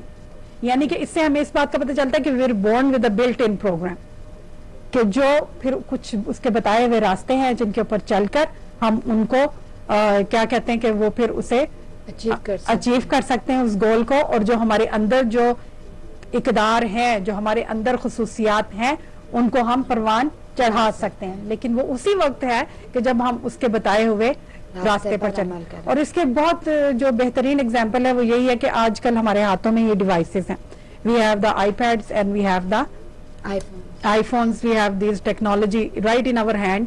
اب they come with different apps ہیں اس میں، ٹھیک ہے نا، لیکن اب اس ایپ کو یوز کر کے اپنے اس اسمارٹ فون کو سے استفادہ حاصل کرنا یہ ہمارا کام ہے. اس کو برائی کی طرف بھی یوز کر سکتے ہیں اور اچھائی کی طرف بھی. بالکل، جیسے ایک سمپلی نائف، آپ نائف سے کاٹتے بھی ہو اور آپ اس سے استفادہ بھی حاصل کرتے. بہت بہت خوبصورت example sister Amber, thank you, جزاک اللہ. اور یہی چیز ہم دیکھتے ہیں کہ پروردگار دو عالم نے کہ ہمارے اندر جو یہ رکھ دی ہے انسان کو، کہ جس کو بنی ہوئے انسان کے جسے کہ سپریم اپنی کریشن جس کو قرار دیا گیا ہے، اشرف المخلوقات کہا جاتا ہے انسان کو. تو اور یہ عبادات ان کو جو فریضہ بنایا گیا ہے، تو نماز جو ہے اس میں کہتے ہیں کہ سب سے اہم فریضہ ہے، کہ جو ہمیں اس حدیث سے بھی پتہ چل جاتا ہے پروفٹ صلی اللہ علیہ وسلم کی، اور جتنے بھی ہم اپنے ائمہ علیہ الصلوۃ والسلام کی. اور مقصد اس کا کیا ہے کہ عبادت سے وہ اس کنیکشن کو قائم کرنا، کہ ہم اب 5 times a day we're standing in front of اللہ سبحانہ و تعالی. اور پھر کیا ہے کہ ہماری اپنی پروٹیکشن کے لیے، کہ یہ ہماری حفاظت کرے گی، کیونکہ قرآن مجید میں پروردگار دو عالم کا ارشاد ہو رہا ہے سورہ مبارکہ عنکبوت میں کہ ان الصلاۃ تنہی عن الفحشاء والمنکر، کہ یہ نماز جو ہے یقیناً نماز روکتی ہے فحش باتوں اور منکرات سے. اور پھر اس کے بعد کیا کہا ایک دوسری جگہ سورہ مبارکہ البقرہ میں کہ وَاسْتَعِینُوا بِالصَّبْرِ وَالصَّلَاةِ، یعنی کہ مدد حاصل کرو صبر اور نماز سے. تو مطلب ہم اگر اس کی اہمیت کی طرف جائیں تو ہم سارا دن بیٹھ کے یہاں پہ مطلب 10 پروگرام کر سکتے ہیں.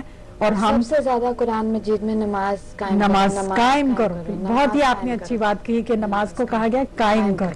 بالکل. تو وہی بات ہے کہ ہم اس کے اوپر بیٹھ کے بہت زیادہ گفتگو کر سکتے ہیں، لیکن جس بات کی طرف 2 کوسچن جو ہیں جس کو آج ہم یہاں پہ ڈسکس کریں گے اپنے مطلب کہ پروگرام میں، اور یہی کہ بہت خوبصورت جو اشعار ہیں یہاں پر جو میرے ذہن میں سر آ رہے ہیں کہ نماز نفس کی عزت ہے اولیاء کی قسم، نماز نفس کی عزت ہے اولیاء کی قسم، نماز دین کی حرمت ہے اوصیاء کی قسم، نماز حسن شرافت ہے انبیاء کی قسم، نماز قصہ وحدت ہے کبریا کی قسم، اور نماز خیر العمل کی طرف بلاتی ہے، نماز عشق خدا کا ہنر سکھاتی ہے، نماز عبد کو معبود سے ملاتی ہے، نماز گفتگو اللہ سے کراتی ہے، یہی نماز گناہوں سے بھی بچاتی ہے، اور نماز قبر تک ساتھ جاتی ہے، واحد چیز جو ہماری قبر میں ہمارے اعمال بلکہ کھڑی ہوگی وہاں پر، جو قبر میں ہمارے ساتھ اس وقت آ کے جو ہماری مدد کریں گی، جو چیزیں جو ہمارے اعمال ان میں سے ایک نماز ہوگی، اور جو وہاں پہ کھڑی ہوگی اور پھر اسے سوال کیا جائے گا کہ تم کون ہو، تو وہ بتائے گا کہ میں یہ نمازیں ہوں کہ جو اس نے اپنی زندگی میں ادا کی ہیں. تو ہمارے لیے وہاں پر نماز جو ہے شفاعت بن جائے گی، ہمارے لیے گواہ بن جائے گی، ہمارے اعمال کے اوپر جا کر گواہی دے گی. تو یعنی کہ وہی بات ہے نا کہ اگر ہم اس کی اہمیت کے اوپر جائیں تو ہم صرف اس کی اہمیت پر ہی بات کر سکتے ہیں، لیکن میں چاہوں گی کہ سسٹر امبر آپ تھوڑے سے اشعار اس کے ہمارے ساتھ شیئر کریں، اور پھر اس کے بعد ہم جائیں گے اس ٹاپک کی طرف ہمارا کہ ہم جو کہ اکثر سوال ذہنوں میں آتا ہے اور جو دعا کے حوالے سے بھی آتا ہے کہ وائی وی پرے ان عربک. یہ تو میرا کوشچن تھا آپ سے اچھا کہ ہم کیوں عربک میں پڑھتے ہیں، عربی میں نماز کیوں پڑھتے ہیں؟ صحیح. ہم جبکہ ہمیں کہا جاتا ہے کہ جب آپ دعا مانگتے ہو تو آپ اردو میں پڑھو، اپنی زبان میں پڑھو، تو آپ کو زیادہ اللہ تعالیٰ سے آپ منسلک ہوگے، لیکن جو نماز ہے وہ ہم عربی میں پڑھتے ہیں. تو اس پہ میں ابھی آپ جواب دینا چاہیں تو ٹھیک، ورنہ بعد میں کر لیں گے. نہیں ابھی کر لیتے ہیں، ہم چلتے ہیں اس طرح. میں چاہ رہی تھی آپ تھوڑے سے اشعار ہمیں نماز کے حوالے سے سنا دیں ضرور کچھ، تو پھر اس کے بعد انشاءاللہ ہم یہاں پر پہلے تو میں تھوڑی سی کوٹیشنز آپ کے ساتھ شیئر کرنا چاہوں گی کہ نماز پڑھو اس سے پہلے کہ تمہاری نماز پڑھی جائے. اور سم ٹائمز ہم کہتے ہیں کہ جی نماز میں دل نہیں لگتا. جب آپ نماز پڑھ رہے ہوتے ہیں تو ارد گرد کے اتنے زیادہ خیالات آ رہے ہوتے ہیں، تو اس میں ہے کہ نماز میں دل لگانے کا وظیفہ یہ ہے کہ یا اللہ ہو، یا غفور ہو، یا قادر ہو. رات کو سونے سے پہلے 21 ٹائمز اگر ہم پڑھیں تو انشاءاللہ 21 ٹائمز ہے یا اللہ ہو، یا غفور ہو، یا قادر ہو، تو ہمارا زیادہ دل نماز میں لگے گا. اور پھر ہم ہر وقت چاہتے ہیں کہ ہمیں اللہ تعالیٰ اس چیز میں کامیابی دے، اس چیز میں کامیابی دے. ہر کوئی کامیابی حاصل کرنا چاہتا ہے، لیکن جب مسجد سے آواز آتی ہے کہ حی علی الفلاح، آؤ کامیابی کی طرف، تو کوئی زحمت نہیں کرتا. جس چیز کو انسان ہر جگہ تلاش کرتا ہے وہ خود اسے بلا رہی ہوتی ہے. تو ہمیں چاہیے کہ فوراً وقت پہ اول وقت نماز ادا کریں. اور جب ہم نماز نہیں پڑھتے تو اس کا مطلب یہ نہیں ہے کہ ہم مصروف ہیں. جب تم نماز نہیں پڑھتے ہو تو یہ مت سوچو کہ وقت نہیں ملا، بلکہ یہ سوچو کہ کون سی خطا ہو گئی ہے، کون سی غلطی ہو گئی ہے کہ اللہ نے تمہیں اپنے سامنے کھڑا کرنا بھی پسند نہیں کیا. اور جو نماز ہے، نماز پڑھنا، praying 5 times a day does not make us religious, it just make us Muslim. سو اگر آپ اچھا مسلم بننا چاہتے ہیں تو نماز کو اپنی پرائرٹی بتائیں. اب یہاں پر میں نماز کو ریلیٹ کرنا چاہوں گی کربلا کے واقعات کے ساتھ کہ ہمارے حضرت امام حسین نے کتنا نماز کو فوقیت دی. جی جیسے آپ نے ابھی شعر پڑھے کہ یہی نماز گناہوں سے بھی بچاتی ہے, نماز قبر تلک ساتھ ساتھ جاتی ہے. اور ہمارے رسول خدا سے لے کر امام زمانہ تک ہر ایک نے کس طرح نماز پڑھی. نماز وہ ہے کہ فاقوں میں مصطفیٰ نے پڑھی, نماز وہ ہے کہ فاقوں میں مصطفیٰ نے پڑھی, جگا کے اپنے ہی قاتل کو مرتضیٰ نے پڑھی, جو چکیوں کی مشقت میں فاطمہ نے پڑھی, گلے لگا کے زہر کو جو مجتبیٰ نے پڑھی. جو چاہتا ہے کہ عظمت نماز کی دیکھے, میرے حسین کا وہ سجدہ آخری دیکھے. پڑھی نماز جو عابد نے پشت ناکاں پر, ادا کیا جسے باقر نے سختیاں سہ کر, بیاں کیا جسے جعفر نے برسرے منبر, رکوع میں برسوں رہے جس کے کاظم مستر, رضا نے لب پہ سریع رضا سجا کے پڑھی, تقین تقوائے بو طالبی بتا کے پڑھی, مکین نکبت باطل مٹا مٹا کے پڑھی, اور اصغری نے خبر آخری سنا کے پڑھی. پس نماز مصلی پہ رو رہا ہے کوئی, امام عصر ہیں اور حجت خدا ہے کوئی. مگر نماز سے پوچھو کہ کربلا کیا ہے, حسین اور تیرا رشتہ وفا کیا ہے. کہا نماز نے سن لو میری بقا کیا ہے, بس ایک سجدہ شبیر کے سوا کیا ہے. حسین ہی کا گھرانہ بچا گیا مجھ کو, وہ خود اجڑ گیا لیکن سجا گیا مجھ کو. اب حضرت حسین نے کیسے نماز پڑھی. وضو صغیر کے خون سے کیا ہے شاہ نے یہاں, وضو صغیر کے خون سے کیا ہے شاہ نے یہاں. قیام کرتے ہیں لاشیں اٹھا کے شاہ زماں, قیام کرتے ہیں لاشیں اٹھا کے شاہ زماں. رکوع سینہ اکبر سے کھینچنا ہے سنا, گلے میں سجدہ آخر پہ ایک چھری ہے رواں. اور عجب ادا سے نمازی نماز پڑھ کے گیا, بہن کے سامنے نوکے سنا پہ چڑھ کے گیا. نظر میں بھائی کے سجدے کی آب و تاب جو تھی, بہن نے سر کھلے مقتل میں مغربین پڑی. نظر کے سامنے ہر مہلکہ کی لاش رہی, مگر جلے ہوئے خیموں کی جا نماز بچی. غم حسین کی بچی اٹھا گئی زینب, مگر نماز کی دنیا سجا گئی زینب. سبحان اللہ, جزاک اللہ. اور اگر ہم بہت اچھا آپ نے یہاں پر یہ اشعار کو شیئر کیا, اور ہم دوبارہ آپ کی طرف آئیں گے آگے, پھر ہم اس کے اوپر مزید سنیں گے انشاءاللہ. تو یعنی کہ اب وہی ہے کہ نماز کو اگر ہم دین کا خلاصہ کہیں, بلکہ مکتب اسلام کے اصولوں کا اگر خلاصہ کہیں نا کسی عبادت کو, تو وہ نماز ہمیں نظر آتی ہے. اور یہ وہ ہے کہ ایک رہنما, ایک ہماری رہنمائی کر رہی ہے صراط مستقیم کی طرف, اور اس کو یعنی کہ روشن کرنے والی, کہ نماز وہ ہے کہ ایک جیسے لیمپ ہے, ایک رہنما کر رہی ہے, کہ ایک نشاندہی کر رہی ہے کہ یہ صراط مستقیم ہے. اور 5 وقت بار بار یعنی کہ ہمیں بلایا جاتا ہے, کہ جیسے آپ نے کہا نا کہ حی علی خیر العمل کی ہماری اذان میں جو صدا ہوتی ہے, کہ انسان کو یاد کرایا جاتا ہے. اب وہ چاہے صبح صادق کا وقت ہو, چاہے وہ زوال کا وقت ہو, چاہے وہ شام کا وقت ہو, چاہے وہ رات کا وقت ہو, تو بار بار ہم دیکھتے ہیں کہ پروردگار دو عالم کہ آؤ کامیابی کی طرف آؤ, آؤ فلاح کے راستے. تو ہم دیکھتے ہیں کہ ایک تو پروردگار دو عالم چاہتا ہے کہ اس کے بندے کامیاب ہوں, اس کے بندے فلاح سے ہمکنار ہوں. تو لیکن اس کو سمجھنا بھی پھر اتنا ہی, جتنا جس چیز کا ہوتا ہے نا امپورٹنس ہوتی ہے, اس کو انڈرسٹینڈ کرنا اتنا ہی زیادہ ضروری ہو جاتا ہے. اور عبادت کا اور کسی بھی کام کا لطف دوبالا تب ہوتا ہے جب ہم اس کو سمجھ کر کرتے ہیں. تو اب اکثر یہ سوال ہوتا ہے, جیسے اب آپ نے بھی کہا کہ آپ کے بھی ذہن میں یہ تھا, تو میں نے کہا کہ یہاں پر میں شیئر کروں کہ عربی زبان میں ہم کیوں پڑھتے ہیں. obviously we are Muslim, we pray 5 times a day. ظاہر ہے کہ نماز پڑھنے سے ہم مسلم بنتے ہیں ظاہر, اور we pray 5 times a day, لیکن we all pray in the Arabic language. ظاہر ہے ہماری جو تلاوت ہوتی ہے اس میں وہ عربک میں ہوتی ہے پوری نا. حالانکہ ذہن میں وہی بات آتی ہے جیسے آپ نے بھی کہا کہ ہو سکتا ہے کہ ہم جس لینگویج کو اچھی طرح سمجھتے ہیں, جو ہماری مدر ٹنگ ہو, اس میں پڑھے, وی کین انڈرسٹینڈ بیٹر, ٹھیک ہے نا. تو آخر یہ ایسا کیوں کیا گیا؟ تو دے ہیو ڈن, مطلب کتنے لوگوں نے اس کے اوپر ریسرچ کی ہے, اور بہت سے لنگوسٹ نے, اور پھر وہ یہیں پر ہی آیا کہ جو عربک لینگویج ہے, it has the best ability to express wide and deep thoughts and to explain important subjects in short and precise words.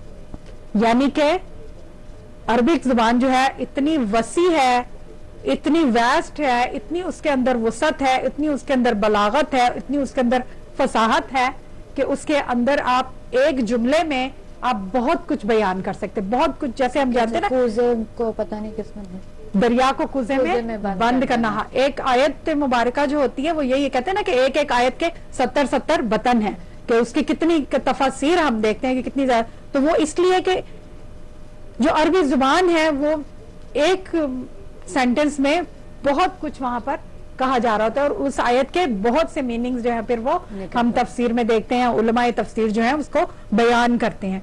तो इटालियन एक जो थी उसने ओरिएंटलिस्ट ने यूनिवर्सिटी ऑफ नेपल्स में she wrote a book on advancement of Islam, and उसने फिर उसमें ये बताया कि मतलब इतना इसमें जो लिटरेरी वर्क जो सारी दुनिया ने इसमें किया है वो there be found such deep meaning sentences with such beautiful words accept in the Quran.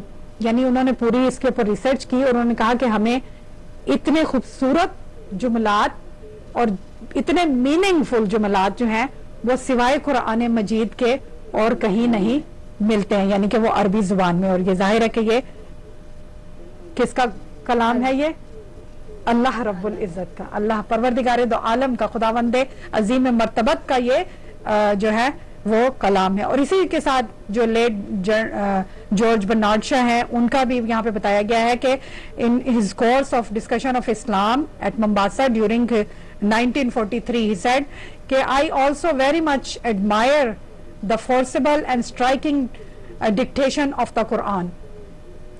What grace and beauty characterizes that passage which depicts the dreadful scene of the doomsday field and dealing with the dramatically leaves off at the question. और फिर उन्होंने इसमें बताया कि to the innocent child that was buried alive, उस आयत का उन्होंने वहां पे दिया, ये जम्बिन कुतिलत जो आया है उसका वहां पे दिया, यहाँ पे रेफरेंस दिया है कि in my opinion it is the most effective way of creating an abiding impression on the minds of people.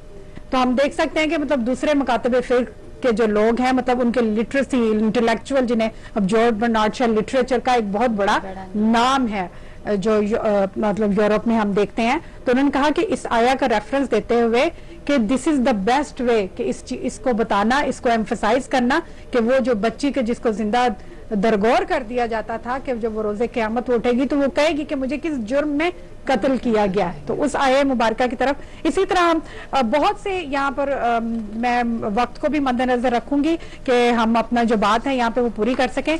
तो वी नो के वी आर मतलब हम मुसलमान जो हैं हम सब के सब, चाहे हमारा ताल्लुक कहीं से भी हो, दुनिया के किसी भी हिस्से से हो, जब हम नमाज पढ़ते हैं तो हम एक कॉमन लैंग्वेज में नमाज पढ़ते हैं यानी कि अरबिक में.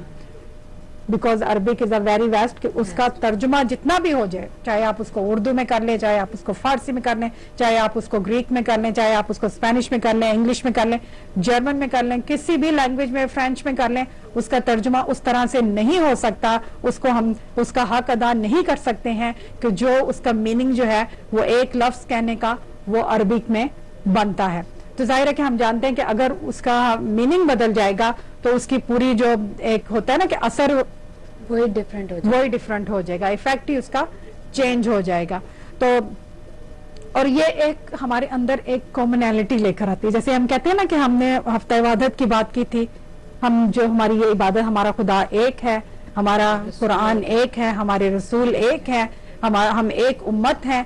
और आज ये जो दौर है स्पेशली इसमें हमें डिफरेंसेस को जो है कि वो उनको पीछे रखकर जो हमारी कॉमनैलिटी है उसके ऊपर उसको लेके आगे बढ़ना है कि हमारी कदर मुश्तरक क्या है. हमारे अंदर इतना कुछ मुश्तरक है कि अगर हम उसके ऊपर फोकस करें तो हम कितने जो यहाँ पे फितने और फसाद पैदा हो रहे हैं ना, हम इनका अच्छे तरीके से मुकाबला कर सकते हैं, इनसे हम नबर्दाजमा हो सकते हैं.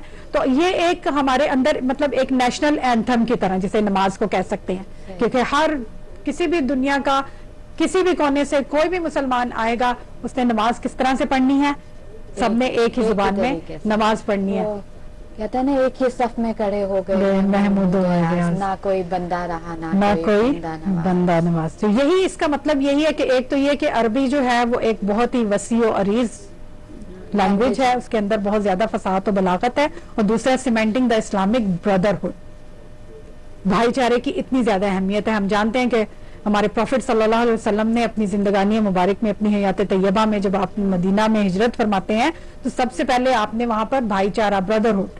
تو this is the common grounds of each and every Muslim. اس کو انڈرسٹینڈ کرنا بہت زیادہ ضروری ہے. اور بات پھر وہی آ جاتی ہے کہ نو ڈاؤٹ کہ دا اسٹرینجر جو ہوگا would not understand that it is a call for a Muslim prayer and would miss the opportunity of praying in congregation with the people of that locality. لیکن یہ ہے کہ پھر اس کو مطلب یہ ہے کہ اب اگر کوئی آپ جائیں، جیسے کہ لیٹس سے آپ کسی بزنس ٹرپ پر ہیں، یا ویسے آپ سیر و سیاحت کے لیے گئے ہیں، آپ چائنا میں گئے ہیں، اب وہاں پہ اگر چائنیز میں اذان ہو رہی ہے، آپ کو مجھے سمجھ ہی نہیں آئے گی نا کہ اب وہ چائنیز میں اذان ہو رہی ہے تو اس میں کیا کہا جا رہا ہے. یا جیسے آپ ٹرکی میں جائیں، کسی بھی آپ اسلامی ملک میں مطلب یہ ہوتا ہے نا، جیسے ٹرکی کی لینگویج جو ہے وہ ڈفرینٹ ہے. اب ایران چلے جائیں آپ، ایران میں فارسی بولی جاتی ہے، تو اب افغانستان میں پشتو بولی جاتی ہے. اس طرح پاکستان میں ایک ہی ملک میں رہتے ہوئے مختلف زبانیں بولی جاتی ہیں. کراچی میں جیسے کہ سندھ کے علاقے جو ہیں وہاں پہ سندھی بولی جاتی ہے، پنجاب جو ہے وہاں پہ پنجابی بولی جاتی ہے، سرائکی. اب لیٹ سے اب کسی اور جگہ کا رہنے والا آپ کے شہر میں آتا ہے تو اب اس کو پتہ ہی نہیں چلے گا اس کو اذان کی کہ یہ اذان ہو رہی ہے یا یہ کیا ہو رہا ہے. تو ایک یونیفائڈ جو ہے نا، جسے کہتے ہیں امت کو یونائٹڈ رکھنے کے لیے، امت کو ایک گراؤنڈ پہ رکھنے کے لیے، امت میں بھائی چارہ پیدا کرنے کے لیے، انسانیت کا پرچار کرنے کے لیے، انسانوں کو اپنی طرف بلانے کے لیے، دس از وٹ اور بیوٹیفل اذان جو ہے. اور ہم جو اذان کی آواز جب جائے گی تو اس کو پتہ چلے گا. اب ہم دیکھتے ہیں یہاں پر جو ول اسمتھ جو ہے ایکٹر ہے یہاں ہالی ووڈ کا، وہ جب انڈیا گیا، اپنے کسی وہ پروجیکٹ پہ کام کر رہا تھا، مووی وغیرہ پہ، جب وہ انڈیا گیا اور وہاں پر اس نے کہا کہ میں نے اپنی زندگی میں اتنی خوبصورت آواز جو تھی وہ نہیں سنی، کہ وہ وہاں پر 5 times a day وہاں پہ وہ بولی جاتی تھی وہاں پہ. تو وہ کیا تھا کہ اذان کی آواز. یہ مطلب ظاہر ہے ہم نیوز میں اس طرح کی باتیں سنتے ہیں تو یہ ہماری ایک پہچان بن گئی ہوئی ہے. اور اذان کا جسے کہتے ہیں نا کہ ہر وقت دنیا میں اذان کا وقت ہو رہا ہوتا ہے، کہ جب انڈونیشیا سے کہ ملیشیا سے جب شروع ہوتی ہے اذان صبح، اور پھر جب وہاں پر پلٹ کر پوری دنیا میں ہو کر جب وہاں پر آتی، یعنی ہر وقت میں پوری دنیا میں کسی نہ کسی نماز کا یا اذان ٹائم ہوتا ہے. اور اس کے لیے ظاہر ہے کہ جب وہ نماز کا وقت ہوتا ہے تو اس کے لیے اذان کو کہا جاتا ہے. اور جب اذان کو کہا جاتا ہے تو دنیا میں ہر وقت اذان کی آواز جو ہے وہ گونج رہی ہوتی ہے. تو پروردگار دو عالم انسانوں کو فلاح کی طرف، انسانوں کو کامیابی کی طرف، انسانوں کو نیکی کی طرف، انسانوں کو ہدایت کے راستے پر گامزن رکھنے کے لیے دعوت حق دے رہا ہے، اپنی طرف بلا رہا ہے کہ آؤ. کون سا بادشاہ ہوگا، کون سے ملک کا پریزیڈنٹ ہوگا، جتنا ہم یہاں جس ملک میں رہتے ہیں اتنا ڈیموکریسی کی بات کی جاتی ہے، یہاں کا بھی پریزیڈنٹ جو ہے وہ 5 times a day عام پبلک کو نہیں بلائے گا کہ آؤ آ کر تو میرے ساتھ بات کرو، آؤ. تو نماز کس طرح سے ہمیں اپنے پروردگار کے حضور میں، بالکل ہاں، آپ جائیں 5 وقت جائیں اور آپ گفتگو کر رہے ہیں اللہ سبحانہ و تعالیٰ سے. تو یہ that's why اتنا اس پہ ایمفسائز دیا گیا، اتنا اس میں.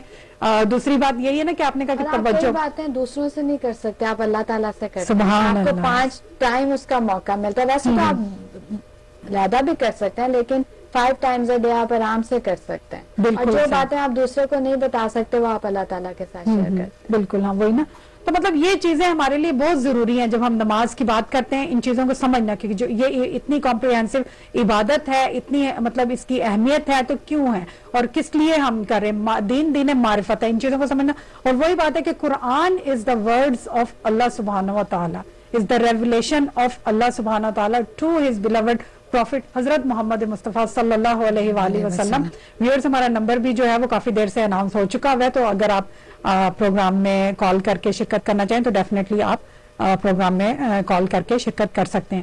تو یہ اللہ سبحانہ تعالیٰ کا کلام ہے، کلام الہی ہے. ظاہر ہے کہ اب ہم اس کو جو بھی اپنے ورڈز میں کہہ سکیں ہم اس طرح سے نہیں بیان کر سکتے ہیں کہ جس طرح سے عربی میں اس کو بیان کیا گیا ہے. اور ٹرانسلیشن اس کی کہا جاتا ہے کہ آلموسٹ از امپاسبل کہ آپ اس کی ٹرانسلیشن جو ہے وہ اس طرح سے اس کا، یعنی کہ کیونکہ وہی بات ہے نا کہ جب بتایا کہ وہ اتنی اس میں فصاحت اور بلاغت ہے اس کے اندر، اتنے اس کے اندر وسیع میننگز ہیں کہ وہ کسی اور زبان میں آپ اس کو بیان نہیں کر سکتے ہیں. ایگزامپل اس کے لیے یہ ہے کہ جیسے ہم کہتے ہیں کہ الحمدللہ، عربک میں ہوتا ہے نا کہ الحمدللہ، اب وچ از جنرلی کیا کس طرح سے اس کو ٹرانسلیٹ کیا جاتا ہے کہ آل پریز بی ٹو اللہ سبحانہ و تعالی.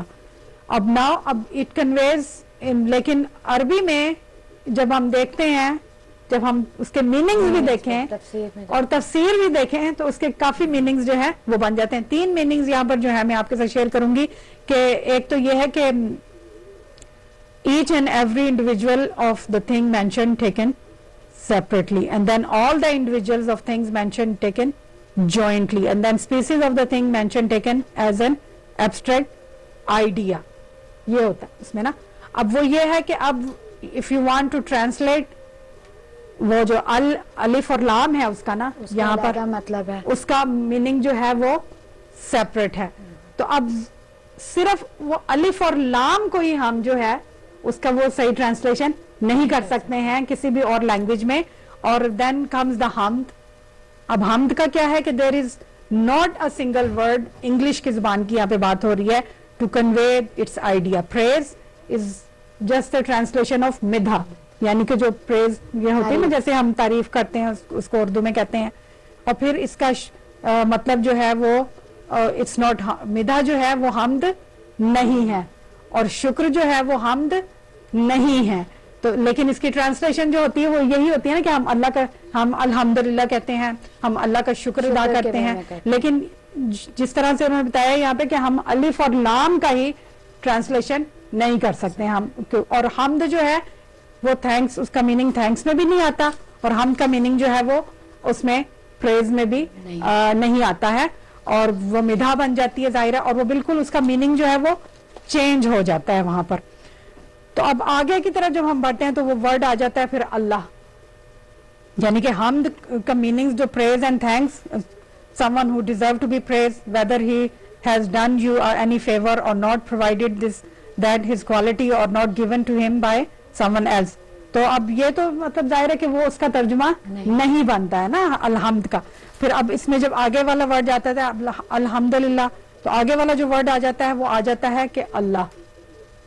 اب گاڈ بھی کہتے ہیں کہ گاڈ ڈز ناٹ مین اللہ، کیونکہ یہ وہ یعنی کہ اللہ سبحانہ و تعالیٰ کے جتنے 99 سے بھی زیادہ نام ہیں قرآن مجید میں، ہم جائیں ہم دعائے مشلول میں دیکھیں تو ہمیں 99 سے بھی زیادہ اس میں جو صفات باری تعالیٰ جو بیان کی گئی ہیں اس میں، لیکن یہ جو مخصوص ہے دس بلانگس ٹو اونلی، یعنی کہ جو اللہ سبحانہ و تعالیٰ، اب اس کا not a single proposition, not a single word in the language of English کہ جو اس کے پورے میننگ کو ایکسپلین کر سکے کہ اللہ جل جلالہ، جیسے ہم کہتے ہیں نا اللہ شانہ شانہ، تو اس کا جنرلی میننگ جو ہے اس کو گاڈ لیا جاتا ہے. لیکن first of all God is not a translation of Allah, because Allah means one who deserves to be loved and in to whom everyone seeks refuge, کہ جس کے ظاہر ہے کہ ہم کہتے ہیں نا کہ ہم اللہ کی پناہ مانگتے ہیں شیطان مردود سے. تو اس کی گاڈ وہ یہی ہے کہ اس کا یہ ترجمہ ہی نہیں بنتا ہے.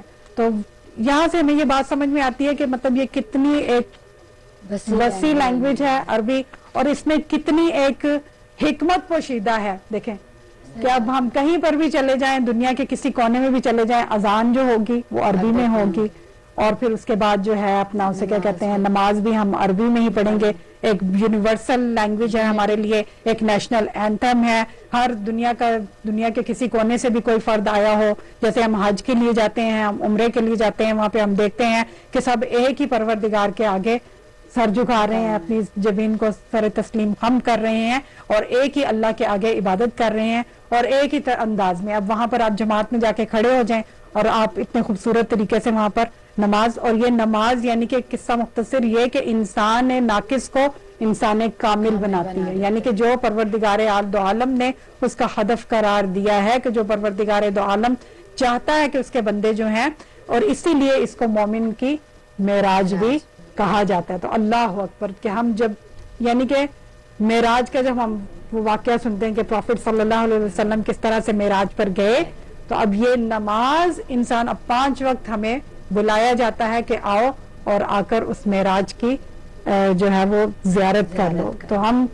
یہ چیزیں مائنڈ میں رکھنے کی ہوتی ہیں کہ جب ہم نماز پڑھ رہے ہوں تو why we are praying, what we are doing, یہ ساری چیزیں. اور ٹرانسلیشن ہم اس کو دیکھیں, ہم اس کو ضرور دیکھیں کہ اس کی ٹرانسلیشن میں کیا کہا جاتا ہے. آئندہ کے کسی پروگرام میں انشاءاللہ العزیز ہم اس کے اوپر مزید بات کریں گے. آج میں دوسری طرف جو جانا چاہتی ہوں, کیونکہ ایک کوشچن ایک اور آیا تھا, اور وہ یہ تھا کہ نماز میں جو شکیات ہو جاتے ہیں, ویسے تو ہم اوائڈ کرتے ہیں کہ ہم فقہی مسائل کی طرف نہ جائیں, کیونکہ فقہی مسائل کا جو تعلق ہوتا ہے وہ آپ کس مرجع تقلید کی تقلید کرتے ہیں اس سے ہوتا ہے.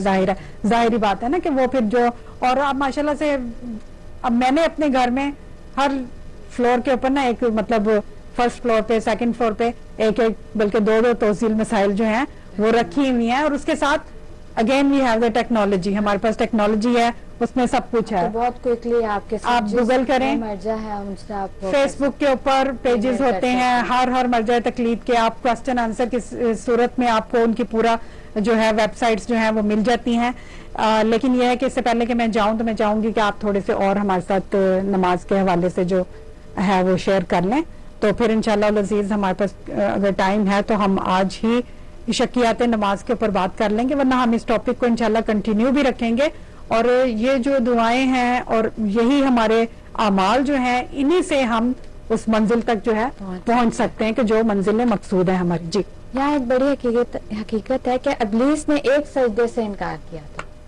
ابلیس نے ایک سجدے سے انکار کیا تھا, وہ بھی انسان کو, آدم کو. اور ہم اللہ پاک کا بلاوا اذان سن کر بھی نماز نہیں پڑھتے تو کتنے سجدوں سے انکار کر دیتے ہیں.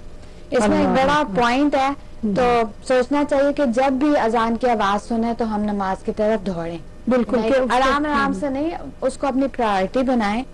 اور یہی امام حسین کا بھی ہمیں میسج ہے کہ حسین کہتے ہیں ہم سے جدا نماز نہ ہو, حسین کہتے ہیں ہم سے جدا نماز نہ ہو, حسین والوں کی کوئی قضا نماز نہ ہو. کہ اگر ہم حسین والے ہیں, اگر ہم مولا حسین کو مانتے ہیں تو ہمیں ٹرائی کرنا چاہیے کہ ہماری کوئی بھی نماز جو ہے قضا نہ ہو.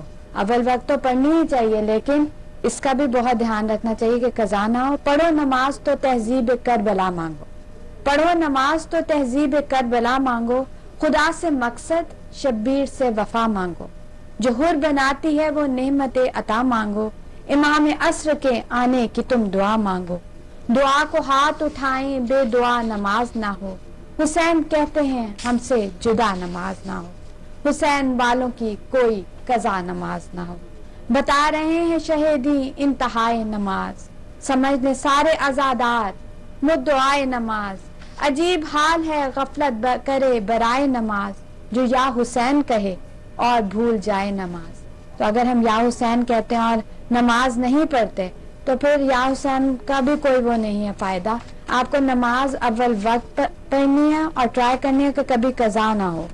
حسینیوں کے عقائد میں اجتہاد نہیں, عمل میں ان کے کبھی شرک کا گناہ نہیں, نماز و خمس کے منکر سے رسم و راہ نہیں, خدا کا گھر ہے یہ مسجد جو قتل گاہ نہیں, رہے نہ دین اگر ارتقا نماز نہ ہو, حسین کہتے ہیں ہم سے جدا نماز نہ ہو. اور اس میں ایک اور چیز شیئر کرنا چاہوں گی کہ ہم یوزلی فون پہ رہتے ہیں اکثر اوقات, تو ہمیں ٹرائی کرنا چاہیے کہ جب ہم کسی کو فون ملائیں تو ہمارے یہ بھی ایک مائنڈ میں ہونا چاہیے کہ وہ نماز کا وقت نہ ہو, کیونکہ ہو سکتا ہے اگلا نماز پڑھا ہے, بار بار ہم اس کو فون سے ڈسٹرب کر رہے ہیں. تو ٹرائی کریں کہ اس وقت جو ہے ہم جو ہے وہ فون نہ کریں. اور اسی طرح بہت سی اور چیزیں ہیں جو ہم کر سکتے ہیں, لیکن فی الحال تو میں یہی کہوں گی کہ فون کو نا اس ٹائم پہ نہ کیا جائے. جزاک اللہ, بہت ہی آپ نے اچھی طرح اشارہ کیا کہ مطلب یہی ہمارے اخلاقی ایک دوسرے کے اخلاقی فرائض ہیں کہ ہم ان چیزوں کے اوپر غور و فکر کریں, اور پھر تاکہ بات وہیں پر ہی آ جاتی ہے کہ جب ہم پروردگار دو عالم کے حضور میں ہیں, وہی ہے کہ جب جتنی معرفت ہوگی انسان کی اتنا ہی انسان اس کی اہمیت کو سمجھ سکے گا کہ اب اس وقت ہم نماز کی حالت میں جب ہم ہوتے ہیں تو ہم اپنے پروردگار کے حضور میں اپنے معبود کے ساتھ اپنی بندگی کا اظہار کر رہے ہیں.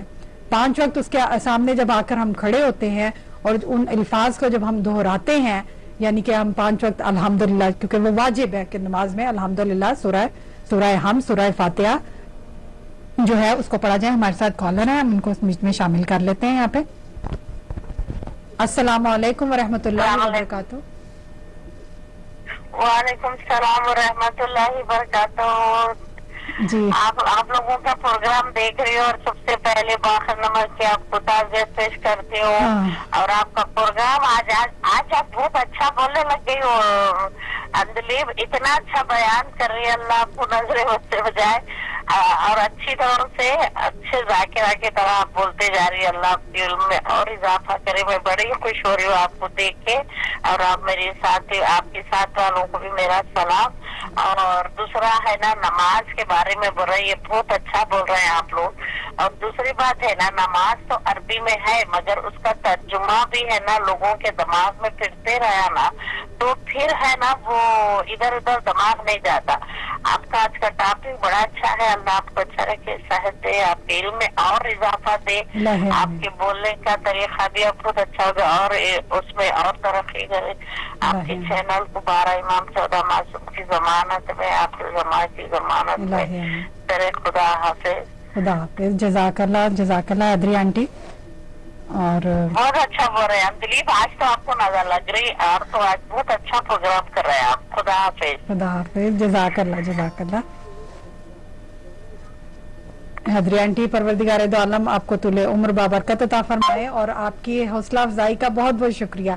मैं वाकईतन जब मुझे प्रोग्राम ये तरतीब दे रही होती हूँ ना, तो मैं सोच रही होती हूँ कि मतलब मैं क्या ये कहूँ, बात ये वाली कहूँ या ना कहूँ, तो आपकी जब फीडबैक मिलती है ना तो उससे वाकईतन हौसला अफजाई हो जाती है आगे के लिए और ज्यादा आगे के लिए इंशाल्लाह अजीज। और बहुत आपने अच्छी बात की और हमारा इंशाल्लाह इरादा यही है कि हम पूरी नमाज का जो आज टॉपिक शुरू किया है, जाहिर है ये मैं किताब लेके जो आपके सामने शेयर कर रही हूँ, ये पूरा हम तर्जुमा पढ़ेंगे इसका साथ। बिल्कुल आपकी बात सही है कि तर्जुमा हमें पढ़ना चाहिए, हमें पता होना चाहिए कि उसके मीनिंग क्या है। और यही होता है खुशू व खुजू। जैसे हम कहते हैं ना कि हमें अपनी नमाज में खुशू खुजू पैदा करना है, तो वो किस तरह से होता है कि जब हम उसको बेहतर से बेहतर बनाएंगे, जब हम उसको देखें कि हम नई कोई सूरा याद करें और हम कहें कि हमने अब ये सूरा पढ़नी है इस नमाज में, यानी कि अलहम्द के बाद हम मुख्तलिफ जो सूरा मुबारक कुरान मजीद है हम उनका कुरान अपना नमाज में उनको शामिल करें। इसके साथ साथ दुआए कनूत जो होते हैं और जो अज़कार हम पढ़ते हैं, हमें उनके मीनिंग्स जो है डेफिनेटली मालूम होने चाहिए। तो हम यहाँ पर रिवीजन के लिए, क्योंकि जाहिर है कि हम ये तो वो चीज़ है, ये वो इबादत है, ये वो अमाल है कि जो हम रोज के होते हैं हमारे, और इसके लिए रिवीजन बहुत जरूरी होती है। घर में भी मतलब हमारी कोशिश होती है ना कि थोड़े दिनों के बाद जाके हम जरूर इन चीजों को देखें। तो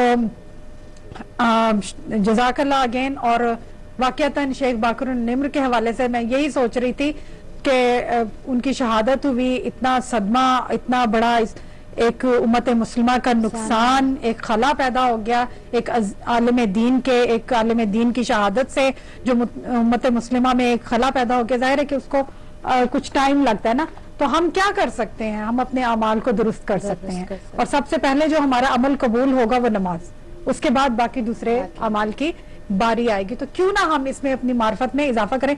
मैं भी सीख रही हूँ जाहिर, और मैंने कहा मैं फिर आप सबके साथ यहाँ पर शेयर करूँ।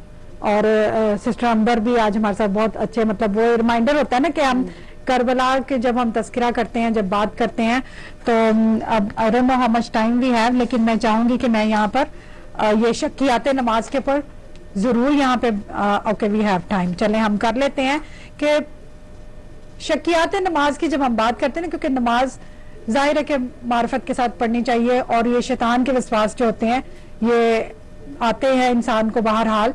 और लेकिन जो हदीस है, सबसे पहले तो मैं हदीस यहाँ पे आपके साथ शेयर करूंगी हजरत इमाम बाकर अलैहिस्सलातु वस्सलाम की, कि आपका इरशाद है कि नमाज में बार बार शक होने पर उसे बार बार ना तोड़ो, इससे शैतान तुम पर हावी हो जाएगा, और नमाज को पढ़ते रहो और भूल चूक की फिक्र ना करो, और फिर शैतान जो है वो भाग जाएगा।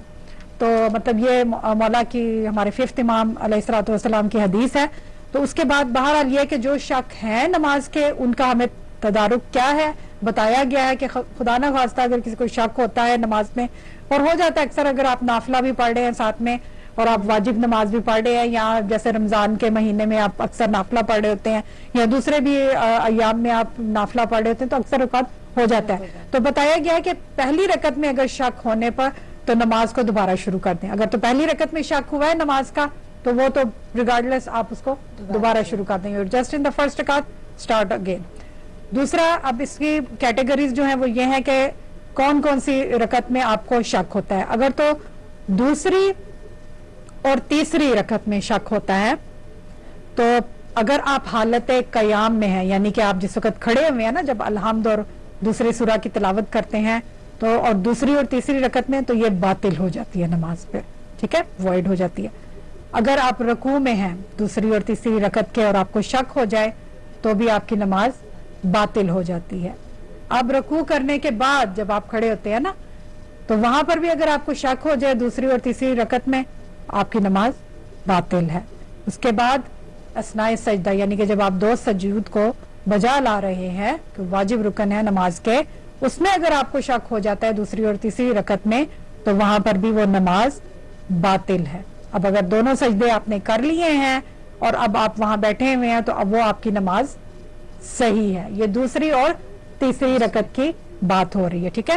اب اس کا کیا ہے ازالہ, کیا کر سکتے ہیں ہم اس کو تیسری رکعت قرار دیں. اگر یعنی جو شک ہو گیا آپ کو تو اس کو تیسری رکعت قرار دے کر آپ, یہ چاہے آپ کو شک ہے کہ دوسری ہے یا تیسری ہے, تو جسٹ سے اٹ کہ تیسری رکعت ہے, نماز کو ختم کریں اور پھر ایک رکعت نماز احتیاط کھڑے ہو کر یا دو رکعت بیٹھ کر پڑھیں, ٹھیک ہے نا. اب اس میں نماز کا طریقہ بھی ہے, تو میں اس کو پورا نہیں آج کروں گی شیئر, میں اس کو آدھا شیئر کروں گی یہاں تک, اور پھر نماز احتیاط کا طریقہ بھی آپ کو بتاؤں گی کہ نماز احتیاط کا طریقہ کیا ہوتا ہے. اگلا جو ہے اس میں وہ یہ ہے کہ دوسری اور تیسری اور چوتھی رکعت, یعنی اب اگر آپ ظہر کی یا عصر کی پڑھ رہے ہیں یا عشاء کی, تو اب آپ کو وہاں پہ شک ہو جاتا ہے دوسری تیسری یا چوتھی رکعت, کہ آپ سیکنڈ میں ہیں, تھرڈ میں ہیں کہ فورتھ میں, تو قیام کی حالت میں باطل ہے نماز, ٹھیک ہے.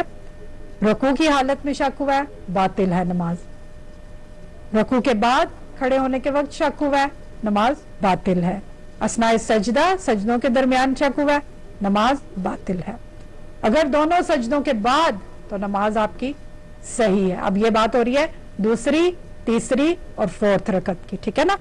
اب آپ نے اس کو کیا کرنا ہے, تدارک اس کا کیا ہے, سد باب کیا ہے اس کا, کہ فورتھ رکعت کو قرار دے کر نماز کو ختم کر لیں آپ وہاں پر, اور دو رکعت نماز احتیاط کھڑے ہو کر. اب یہاں پہ دو رکعت, پہلے ہم نے کہا تھا نا کہ ایک کھڑے ہو کے ایک رکعت اور بیٹھ کر دو رکعت, ٹھیک ہے نا.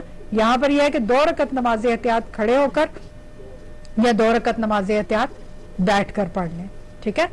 اب اس سے جو اگلا ہے اس میں کیٹیگری جو وہ یہ ہے کہ دوسری اور چوتھی رکعت. اب اس میں تیسری رکعت شامل نہیں ہے, یعنی دوسری, کیونکہ دوسری اور چوتھی کا اس طرح سے ہو جاتا ہے کہ دونوں میں تشہد پڑھا جاتا ہے نا. تو اب اگر آپ کو اس میں شک ہو جائے حالت قیام میں, اب اگر آپ سمجھیں کہ وہ دوسری ہے یا چوتھی ہے, حالت قیام میں آپ کی نماز باطل ہے, ٹھیک ہے. اور رکوع کی حالت میں نماز باطل ہو جاتی ہے. اسی طرح رکوع کے بعد کھڑے ہونے کے بعد نماز باطل ہو جاتی ہے, اور پھر اس کے بعد اثناء سجدہ میں نماز باطل ہو جاتی ہے. اور اگر دونوں سجدے کر لیں تو پھر آپ کی نماز صحیح ہے. اب کیا کریں, آپ اس کو چوتھی رکعت قرار دے کر نماز کو ختم کریں اور دو رکعت نماز احتیاط کھڑے ہو کر پڑھیں. یہاں پہ بیٹھ کر نہیں, یہ دوسری اور چوتھی کی ہے. اب آپ نے دو رکعت نماز احتیاط کو کھڑے ہو کر پڑھنا ہے, ٹھیک ہے.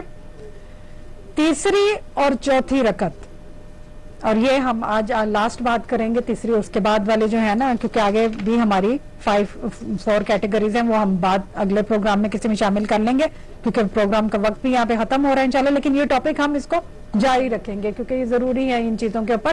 یہ عبادات جو ہیں, یہ ہمارے اعمال جو ہیں ڈیلی کے ہیں, اور ان کی ریویژن جو ہوتی ہے بہت ضروری ہو جاتی ہے. تو پرسنلی میں گھر میں بھی مطلب کرتی ہوں اس کو نا, کہ مطلب ریویو کرتی رہے ان چیزوں کو.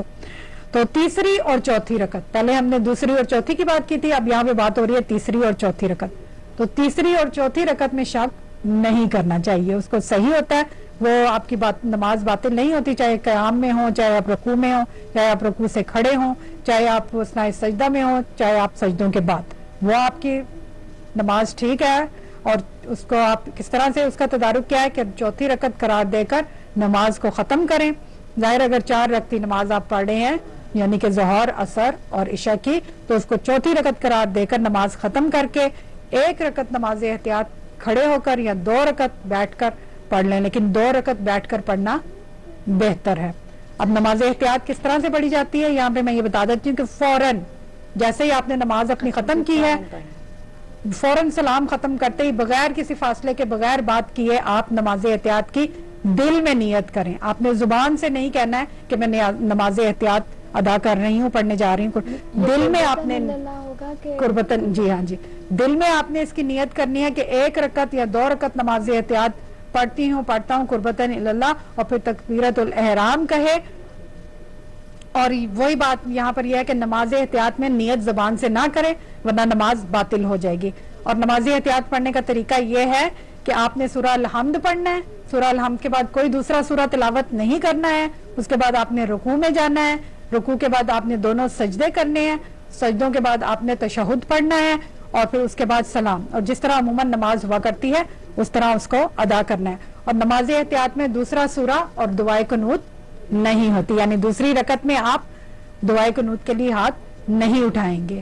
اور اس کے بعد یہ ہے کہ سورہ الحمد کو بھی باخفات یعنی کہ آہستہ پڑھا جائے، اور یہاں تک کہ بنا بر احوت احتیاط بسم اللہ الرحمن الرحیم کو بھی آہستہ پڑھا جائے، کیونکہ اس میں ظاہر ہے کہ نماز میں اذان اور اقامت نہیں ہے، کیونکہ آپ نماز اپنی جو واجب نماز ہے اس کو ختم کرنے کے فوراً بعد بلا فاصلہ اس میں آپ یہ نماز احتیاط جو ہے وہ شروع کر لیتے ہیں. اور پھر یہ ہے کہ نماز کے ختم کرنے کے بعد نماز احتیاط یا سجدہ سہو میں سے کوئی سا بجا لانا ہو تو نماز کے منافی کوئی عمل نہ کرے. مطلب آپ کو اسٹل قبلہ روح ہونا چاہیے اور کسی سے بات نہیں کرنی چاہیے، اور جو بھی چیزیں ہم نماز میں جن کا کہ ہم کرتے ہیں احتیاط کرتے ہیں تو وہ وہاں پر ہمیں شامل رکھنی چاہیے. اب ہمارے پاس پروگرام میں صرف 1 منٹ رہ گیا ہے یہاں پروگرام ختم ہونے کا، اور میں یہاں پہ سسٹر امبر علی آپ کا شکریہ ادا کرتی ہوں کہ آپ یہاں تشریف لائی ہیں ہمارے ساتھ، اور انشاءاللہ لذیذ آئندہ بھی ہم چاہیں گے کہ مزید استفادہ حاصل کریں یہاں پر. اور یہ بہت ہی ایک وسیع اور ریچ ٹاپک ہے، ظاہر ہے کہ ہم اس کو ایک پروگرام میں کور نہیں کر سکتے، تو انشاءاللہ آئندہ اس کو ہم پھر جاری رکھیں گے. جو دعا جو میں نے آج یہاں پہ شروع کرنے جا رہی ہوں، اور انشاءاللہ ہم آپ کے ساتھ یہاں پہ اس کو شیئر کرتے رہیں گے اپنے پروگرام کے آخر میں. یہ دعا ہے مفاتیح الجنان میں کہ جیسے شیخ عباس قمی نے بھی نقل کیا ہے. دعا کا ٹائٹل ہے دعا در غیبت امام زمان اجل اللہ تعالیٰ فرجہ الشریف علیہ الصلوۃ والسلام، اور دعائے معرفت بھی اس کو کہا جاتا ہے کہ بسم اللہ الرحمن الرحیم اللہم عرفنی نفسک فإنک ان لم تعرفنی نفسک لم عارف رسولک اللہم عرفنی رسولک فإنک ان لم تعرفنی رسولک لم عارف حجتک اللہم عرفنی حجتک فإنک ان لم تعرفنی حجتک زللت عن دینی اللہم لا تمتنی میتاتا جاہلیہ. تو انشاءاللہ العزیز ہم اس کو دعا کو جاری رکھیں گے اور اگلے پروگرام میں اس کی ٹرانسلیشن بھی یہاں پہ آپ کے ساتھ شیئر کریں گے. آج کے پروگرام میں اجازت چاہتے ہیں. والسلام علیکم ورحمۃ اللہ وبرکاتہ. خدا حافظ. جزاک اللہ.